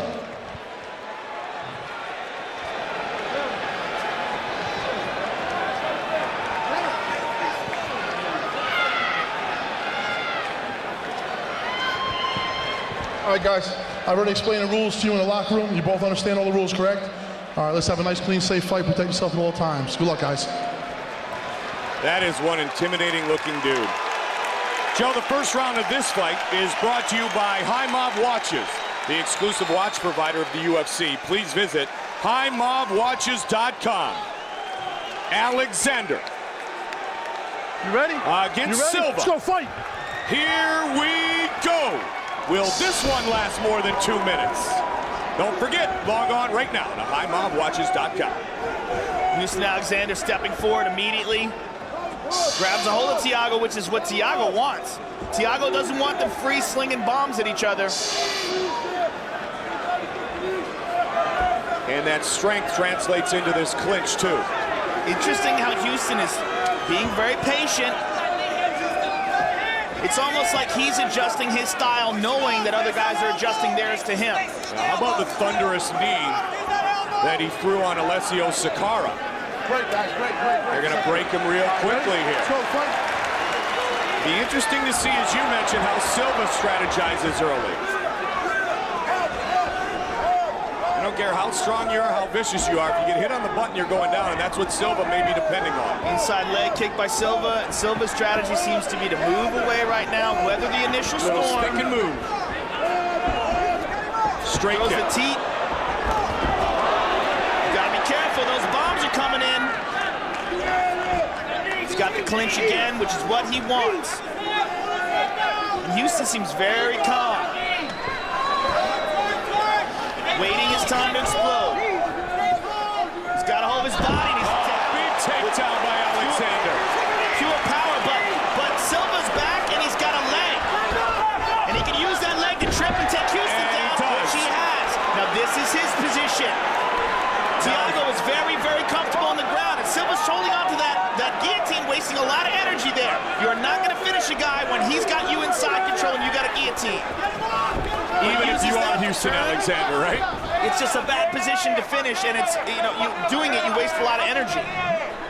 Now we will find out about Alexander's ground game now. He tells everyone working with Bob Shermer and Jiu-Jitsu and Curly Alexander. This is very bad for Houston he's good on the ground, but he has been mounted here early by Thiago Silva. And he's been mounted by an excellent Jiu-Jitsu fighter.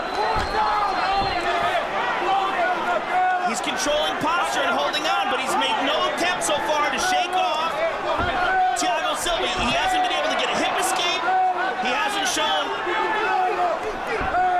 any positioning where he's holding under the hips, trying to push him away. Well, you said, Joe, and appropriately so, that a lot of questions will be answered. Comes down with a double hammer fist. Good elbow by Thiago. And another. He's able to posture up. What Houston's got to do, he's got to hold on to this. And as soon as he separates and breaks free, he better grab a hold of a leg and push that off. The chance of Houston. A guy with a good mount, though, can hold a guy with a bad ground game down for a long time. Now, we don't know if Houston necessarily has a bad ground game, but we know Thiago has a good mount. And Houston's taking some shots here. A lot of time remains in round number one. Now, here's an opportunity. With that leg is up, he needs to scoot out underneath that. If Thiago gets cocky and lifts it, that referee is in. You gotta be kidding me. Thiago Silva wins.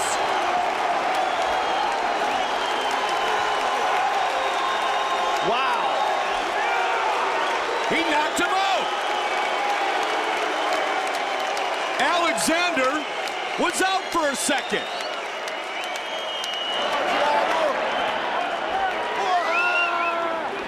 Thiago Silva slows the meteoric rise of Houston Alexander. Still wobbling. Yeah, he's not sure what's going on. Here's Bruce Buffer with the official decision. Ladies and gentlemen, referee Dan Mergliota has called a stop to this contest at 3 minutes, 25 seconds of the very first round, declaring the winner by TKO, Thiago Silva.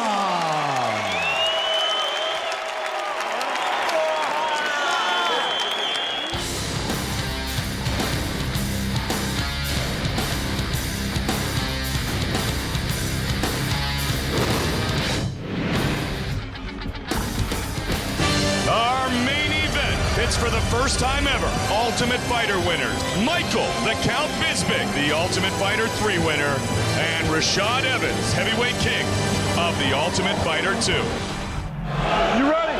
Are you ready? Let's get on! And here we go! If you don't have validation within yourself, then it's impossible to get it from anywhere else. I think it might be a perfect title. We're both coming off fights where there was some kind of question. My last fight wasn't one of my best performances, I'm the first to admit that. With the Cheetah fight, there's definitely some mistakes that I made in that fight. That's the first time I've gone to a decision, you know.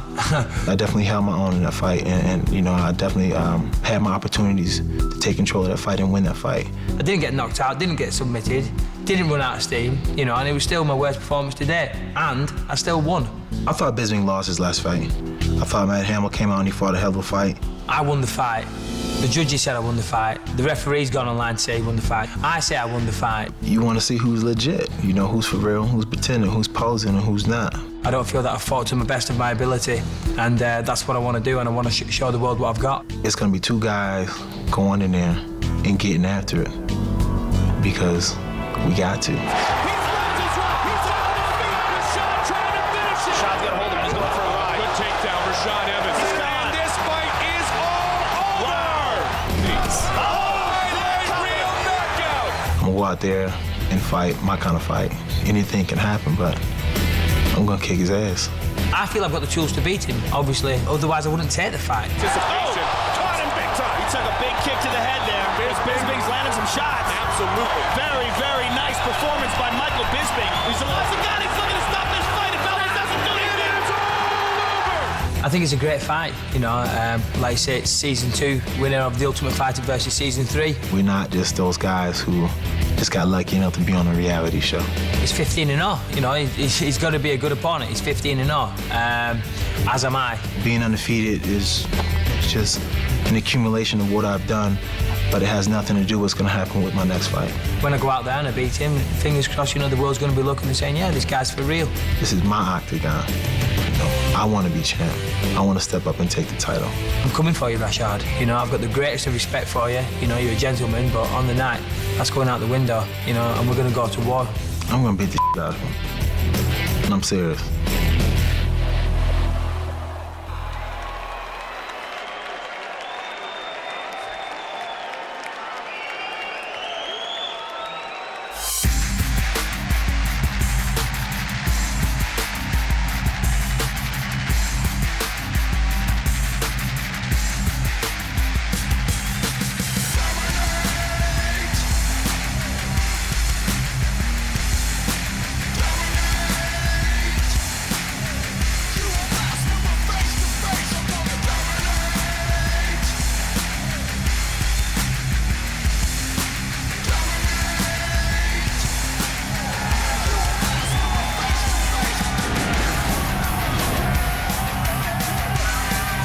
Born in Niagara Falls, New York, Rashad Evans, 15-0-1 in his mixed martial arts career, coming in to take care of business here tonight. Rashad Evans, the former winner in the heavyweight division of the Ultimate Fighter reality series, and a man that now is actually a fairly small 205-pounder. Looks small compared to Tito, but he got the job done in that fight. Did a real good job, especially in the last round, taking a much larger man down and pounding him before the bell rang.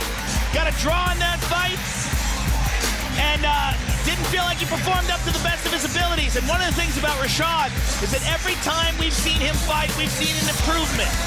He's constantly training. He's a tireless worker in the gym, and Greg Jackson has done wonders for transforming him from basically a wrestler with some stripes into a true mixed martial arts fighter, which is what he is today. He's dangerous on top, he's dangerous with kicks and punches, and he's got great takedowns. You said a moment ago that you believe he is perhaps a more explosive striker between him and Bisping, which means, wow, what's Bisping going to do?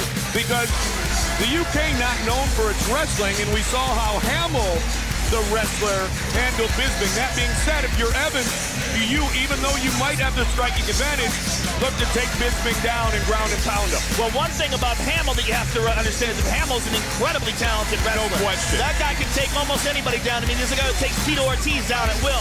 Now, that said, Michael Bisping, even though he got taken down in that fight, he didn't really get beat up too much in that fight on the ground, and he was able to get back up several times.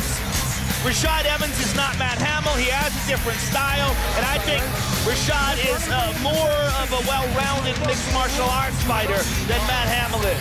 He's also a little faster, and it's going to be a very interesting test for Michael Bisping. Undoubtedly, Rashad Evans is a tremendous, tremendous athlete who has said many times he just wants to enjoy the journey. And if he continues to win, the journey could take him right to the top of the light heavyweight ladder.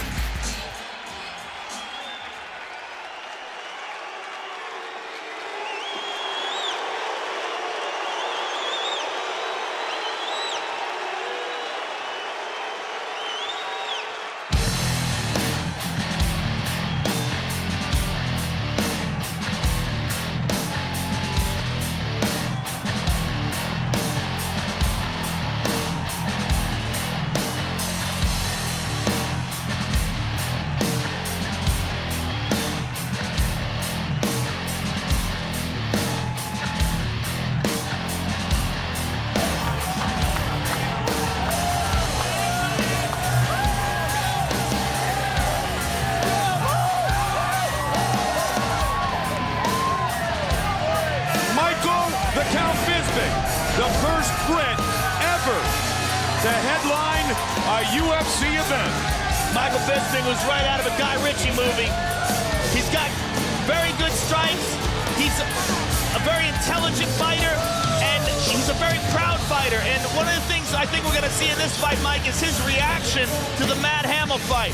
You know, I mean, he's a very sensitive guy in the way his fans view and appreciate his fights. And I guarantee you, coming into this fight, he's very motivated by the Matt Hamill fight. And I think we're going to see the best Michael Bisping that we've seen to date.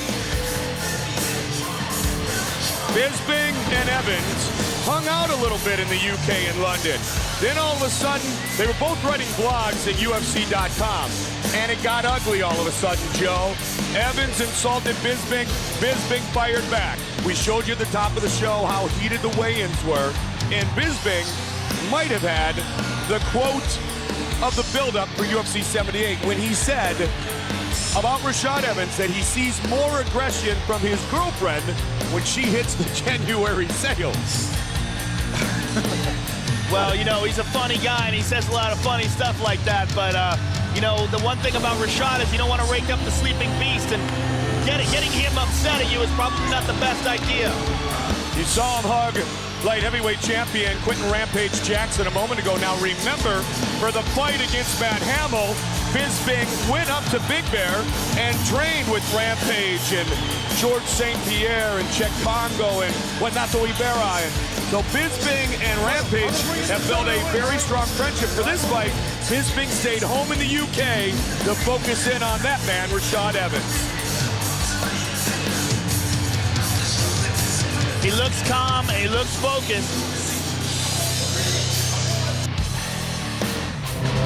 Our tale of the tape for this, our main event of the evening. The Brit is 28, the American is 28. Bisping 6'2", Evans 5'11". Bisping's reach just slightly longer than Rashad Evans. As they say, somebody's O must go.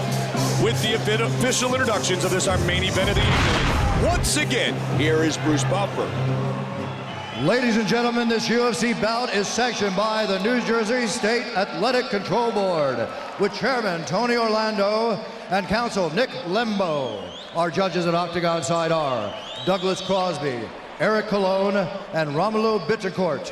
And when the action begins, our referee in charge of the Octagon is Dan Mergliota.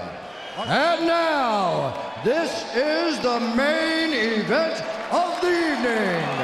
Ladies and gentlemen, live from the sold-out Prudential Center in Newark, New Jersey,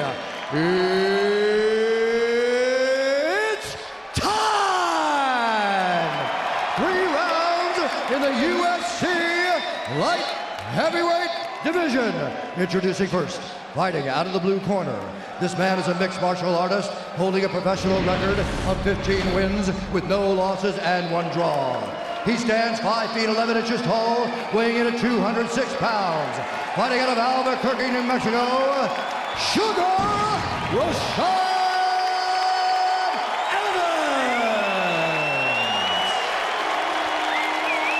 And now introducing his opponent, fighting out of the red corner.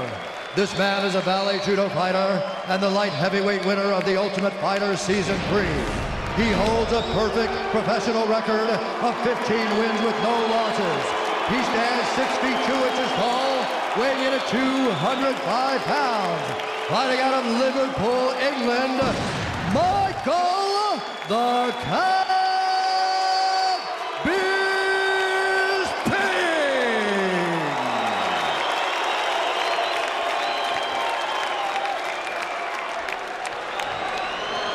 All right, guys, we've been through the rules in the locker room. No questions on the rules, correct?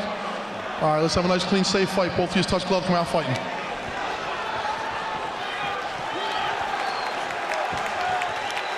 Michael Bisping against Rashad Evans. This is our main event of the evening from the sold-out Prudential Center, UFC 78 validation.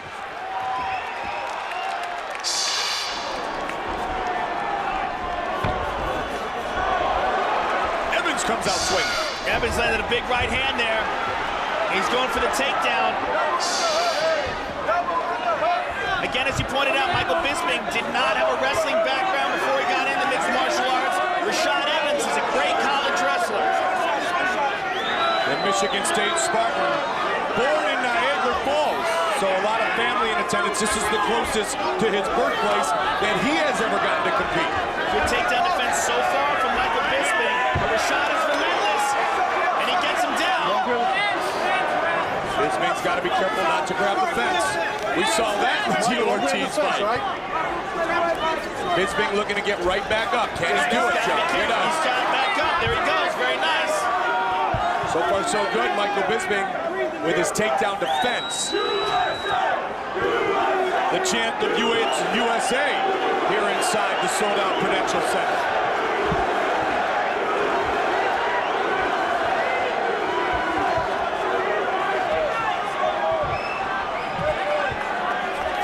See if somebody pushes away and throws an elbow on the way out. Rashad with a few punches and goes right back in for that takedown. So maybe that tells us a little bit about the strategy of Rashad Evans, even though, as you talked about, his striking is very good, Joe. Well, I think he thinks his strength in wrestling is just so much more than Bisping's.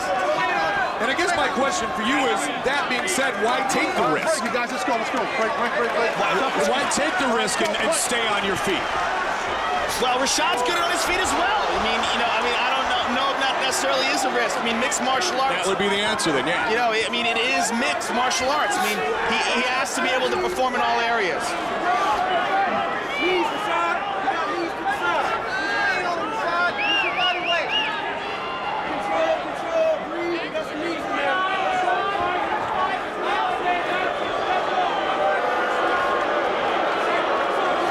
Bisping with the knee.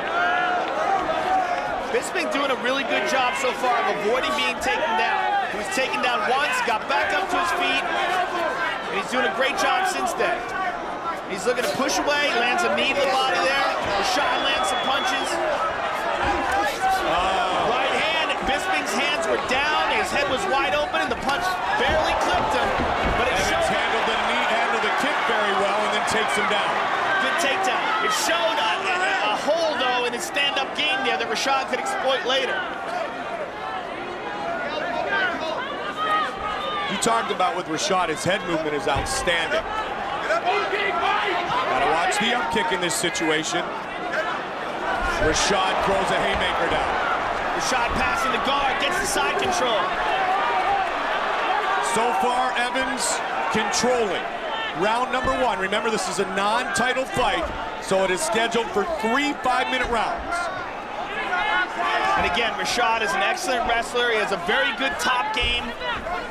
One of his most impressive victories was over Jason Lambert, where he mounted him and pounded him unconscious. You look at the men he has defeated, from Jardine. Very nice explosion and escape by Michael Bisping. To Bonner, and then the draw with Ortiz. Evans has faced some pretty stiff competition inside the octagon. On The Ultimate Fighter and on pay-per-view. This has got to give Bisping some confidence. He's been taken down twice so far. Both times he managed to get back to his feet with relative ease. Bisping looking for a clinching knee and the uppercut.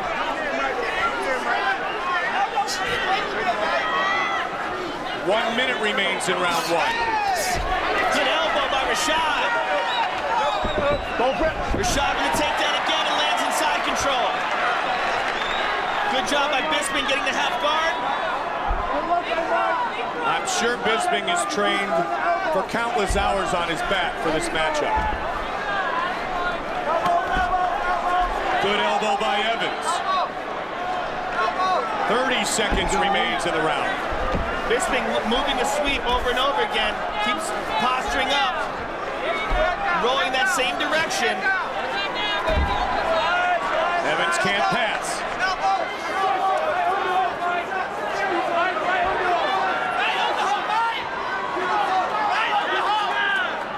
See if Bisping tries to throw an elbow from the bottom. Oh, now it's full guard. Nice job on the ground on his back, Michael Bisping.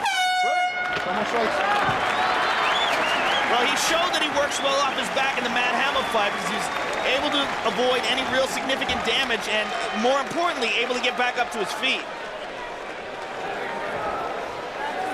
Well, yeah, go get the water. Greg Jackson. All right, just breathe. Deep breaths. Deep breaths. There you go. That's It's good. Looking good, buddy. All right, now look at it. You got 10 more minutes left. Can you give me 10 more minutes? Deep breaths. Get your head back. Sit up straight. Now you move. Keep me in at the legs as well. That was working. Okay, don't let him get on top of you. Boom, boom, breathe. Bisping breathing very hard.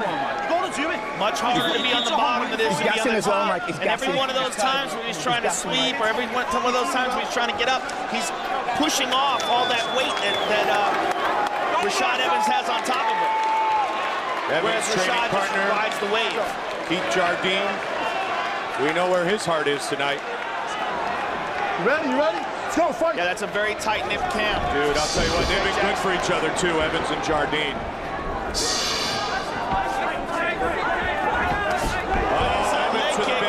Inside leg kick, same time by Bisping. Evans with a big takedown. Gonna take him for a ride. Close guard. And he's got to be careful because Bisping does have submissions off his back.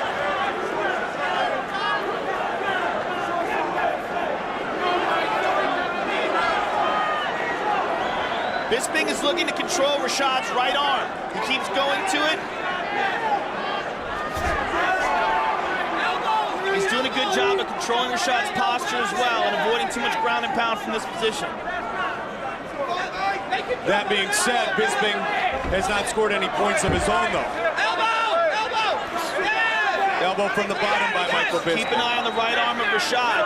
Every time you see Bisping's left leg move up and his left arm go to trap that arm, he's looking to secure an arm bar. He keeps pushing it and using that left arm to hold on to that wrist. He's just looking for an opening or a mistake by Rashad where that arm is in there a little too long and he can lock it up.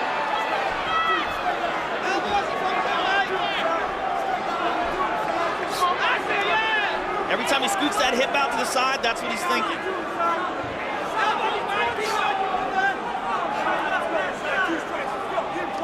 Come on, guys. He keeps controlling that wrist.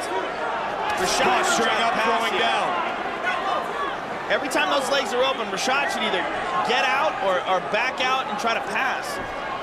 All right, break. Stand up. They'll stand him up. Lots of time remaining. Hurry up, stand up. Separate. Ready? Let's go, fight.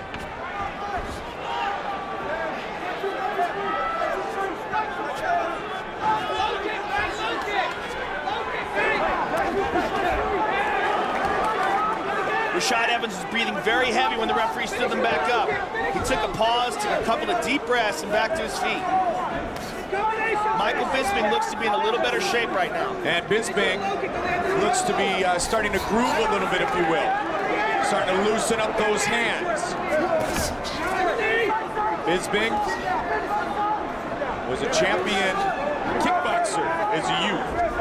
In his late teens, competed in an under-12 British martial arts tournament, so he's been in this game a long time. Jab, and the right. Good left hook, good right hand counter by Rashad. Bisping appears to be much looser here since getting off the mat. High kick, no problem. Rashad's mouth is wide open here. Bisping recovering because we pointed out he was breathing very heavily in between rounds 1 and 2. But his work ethic is very good. Bisping's work ethic is outstanding, as is, of course, Rashad Evans. Well, not only that, there's a lot of pressure on him coming in this fight, so I'm sure he trained very, very hard. Take it to him! Take it to him! Leg kick, very nice. Good jab by Bisping. Right hand by Rashad. Yep. Now remember, you pointed it out before, Joe, that he just missed with that right when Bisping dropped the left. Rashad, maybe that'll happen later. Oh, now good the left left hook by Rashad. He took a deep breath and exploded there. But you see him, he's got his mouth wide open.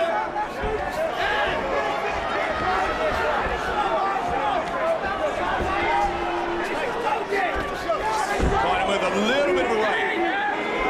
Bisping into the midsection. Man, he really took his time there, Joe. Made sure he had that clinch in and threw it into the midsection.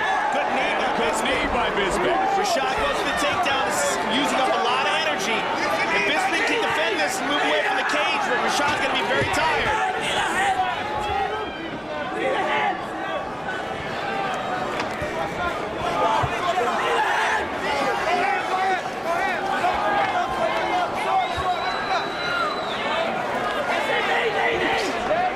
Good job. Bisping uppercut. Final 30 seconds of the second round. Bisping moving forward, swing and a miss. Oh, caught him that time. Final 10 seconds of the round. Bisping faked the Superman knee to the midsection. Bisping going for a takedown on Rashad. Oh, and he gets it right at the buzzer. That just goes to show you how tired Rashad is. That was a totally different Michael Bisping in the second half of the second round. You know, we talked about going into this fight, Mike, that he's very disappointed with the fans' reaction to his fight with Matt Hamill. We were going to see a more focused Michael Bisping coming into this fight, and I think we are. That said, though, Rashad has still got more takedowns than him, and even though he didn't do significant damage on it, he did get those takedowns, so we don't know how the judges are looking at this. Look at me, Mike. He's not okay. Take the fight to him, Mike. Just knock the fight out of this. And then there's also the potential backlash where the judges know that he got a gift decision in the last fight. Does that play psychologically in their decision for this fight? It's your fight. Drink, Mike. Hey, work those underhooks right away. You get those knees, okay? Get those underhooks. 5 minutes. Give me 5 minutes. Listen. And you win. 5 strong minutes. Thanks, guys. Yep. Third round's the strongest. One could make the argument, round 1 to Evans, round 2 to Bisping. Why should it be any different? Rashad Evans is breathing very heavy going into this third round.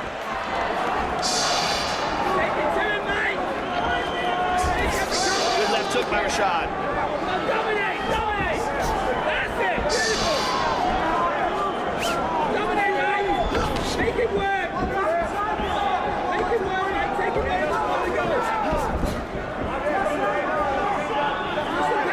Who will engage first?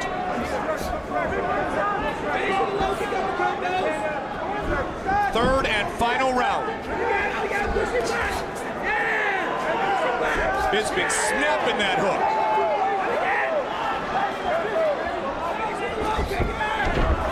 Rashad catches a leg kick, but very good takedown defense so far by Bisping. Bisping was taken down early, but Evans is having a heck of a time until now, taking him down. Rashad stayed with that one, hammer fist. Rashad.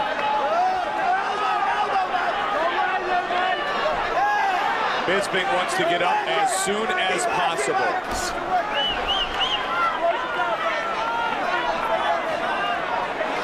Based on effective striking, grappling, aggression, and octagon control. Bisping pushing off, getting up to that cage. He's going to want to walk up that cage. You're going to see him put his hand down and push off. And he's going to put his back up against that cage and try to stand up, using the cage as leverage. Here he does. He gets up and he's got Rashad on his. Wow. Rashad's on his back now.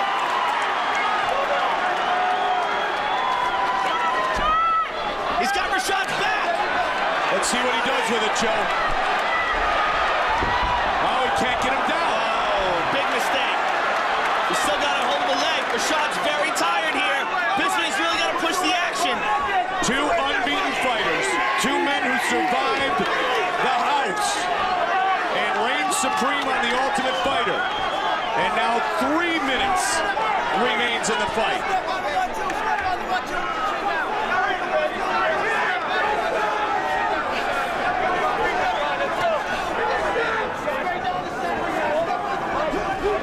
Caught him with a hook.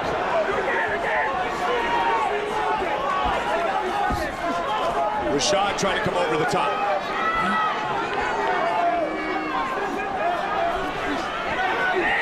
This fight could be determined by what happens in the next 2+ minutes.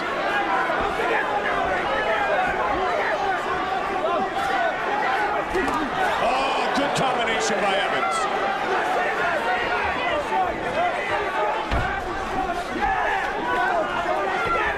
Evans was lightning quick a moment ago. Evans again shooting for the takedown. He's got his back up against the cage. This fight might be slipping away from the hands of Michael Bisping, but still lots of time remains. Well, every single time Rashad's been able to take him down, he's been able to use that cage in this position to walk and stand up. He's pushing off with that right hand. Rashad seeing that right hand, and he grabs a hold of it.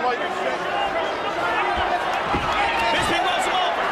Back to his feet again. Bisping is up. Rashad relentless. 90 seconds remains in the fight. And Rashad, who is tired going into this fight, must be exhausted now after these takedown attempts. Bisping's really got to pour it on now. Lands a body kick. Who will be defeated for the first time in their martial arts career? Rashad with that combination again, Joe. It's the second time he's connected here in the third round with it. Under a minute remains in the fight. Quentin Rampage Jackson looking on. Good sprawl by Bisping. We're going to shorts, Rashad. Good takedown defense by Michael Bisping. Excellent scramble. But he's got to do something offensively now to really try to secure this win. Guys, 40 seconds, come on. Evans is breathing very, very heavily. The referee let them know 40 seconds remain. Again, left, right. The eye is damaged to Bisping, the right eye. Rashad again with a right. Bisping with an uppercut. And into the body by Bisping. 15 seconds on the clock. Uppercut, mouthpiece. 10 seconds. 10 seconds in the fight. Rashad goes for that takedown again. We are headed to the judges' scorecards in this our main event of the evening. Good battle for 15 minutes between the two victors of the Ultimate Fighter. Michael Bisping just went and looked at Dana White and said something, and Dana White said, good fight, stand up like a champion. It looked like his question, like, did I win? Was that enough? Good fight. Good fight. Yeah. Well, you got your breath, man. Good job. You won. The last time Evans went to a decision, the judges determined it was a draw against Tito Ortiz. The last time Bisping went to a decision, he defeated Matt Hamill by split decision in a fight many believed did not go the way of the count. Now the only thing that matters is the count of the judges' scorecards. Here's some action from the end of the round. That's right where Rashad lost his mouthpiece. Rashad gets that final takedown. Will that be enough to secure a victory? Very tough fight to score. Well, a great night showcasing many of the stars of the Ultimate Fighter. But will it be the king of number 2 Don't forget, right? or the king of number 3? Michael Q.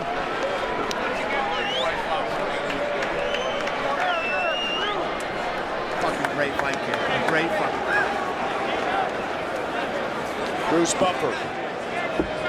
job, man. Conferring with the judges, and nice show of class. You know, after all the chats, all the internet chatter, Bisping and Evans back to being buddies, at least for now. Really good fight. Thanks, Keep your interview positive. Yeah, sure, I will. Dana White, UFC president, happy with both men's performances here in our main event. Bisping, the first Brit to ever headline a UFC. The judges have rendered their decision, and with it is Bruce Buffer. Ladies and gentlemen, after 3 rounds, we go to the judges' scorecards for decision. Douglas Crosby scores the contest 29-28. Evans. Romulo Bittencourt scores it 29-28. Bisping. And Judge Eric Colon scores the contest 29-28, declaring the winner by split decision, Sugar Rashad Evans wins by split decision and remains unbeaten. Here is Joe. All right, I'm here with the winner, Rashad Evans. Rashad, first of all, give us your take on the fight. Give us your assessment. It was a close decision. How do you feel the fight went? I felt it went in my favor, but, you know, I got to give credit to Michael Bisping. You know, he came out here and he fought a great fight, and my hat's off to him. Now, there was a lot of bad blood, a lot of trash talk before the fight. How much of that was hype? How much of that was actually personal? You know, it may have started off at hype, but at some point it did definitely get personal. But at the end of the fight, we squashed it, and, you know, we remain professionals. Rashad Evans, ladies and gentlemen. Rashad Evans wins. Michael Bisping loses for the first time in his career. He is with Joe. All right, I'm here with Michael Bisping. Controversial victory, controversial loss. Which one's worse? Well, obviously, controversial loss. I'll take a win any day of the week. Hats off to Rashad. Fought a great fight. I thought it was a very close fight, you know. People were saying I didn't deserve to be in there with him, and, you know, I weren't particularly that good, so I think I proved that I do belong here tonight. Like I say, great fight. Thanks to the UFC for giving me the opportunity to fight a main event. It's a dream come true for me. Even though some of you are booing, thanks for coming out tonight and showing some emotion either way. You know, I've got to thank all my team. They've done a great job with me. You know, they're always there for me, especially Anthony McGann. Got to thank all my sponsors, Hard Nutrition, Tap Out, Affliction. Fucking hell, there's a long list there.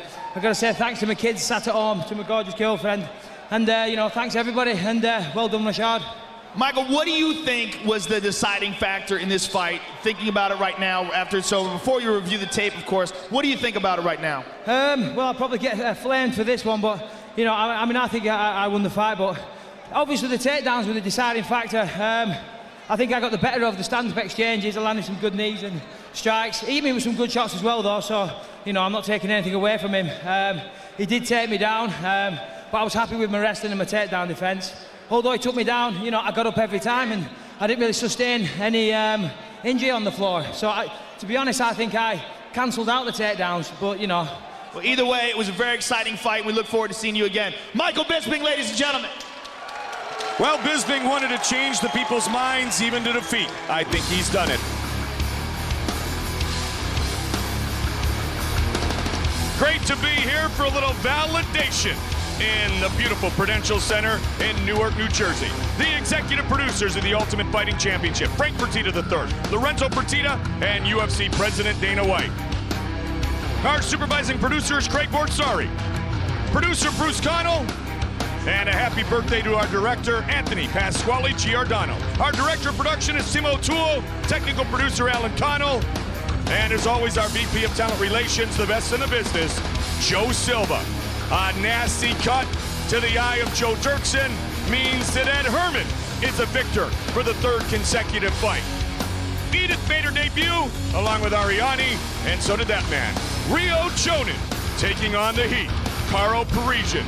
And although Karo was apologetic, he was victorious. And at the end of the day, that is what matters the most as Parisian hopes to get his long-awaited title shot somewhere down the road. Thiago Silva, Houston Alexander. Thiago Silva got the mount, and he knocked Alexander out, and he remains unbeaten in his mixed martial arts career. And then, in our main event of the evening, a little history as Ultimate Fighter winners collided. Bisping and Evans. Split decision goes the way of Sugar Rashad Evans. For all of us here at Supa, the Ultimate Fighting Championship, Mike Goldberg saying so long, everybody.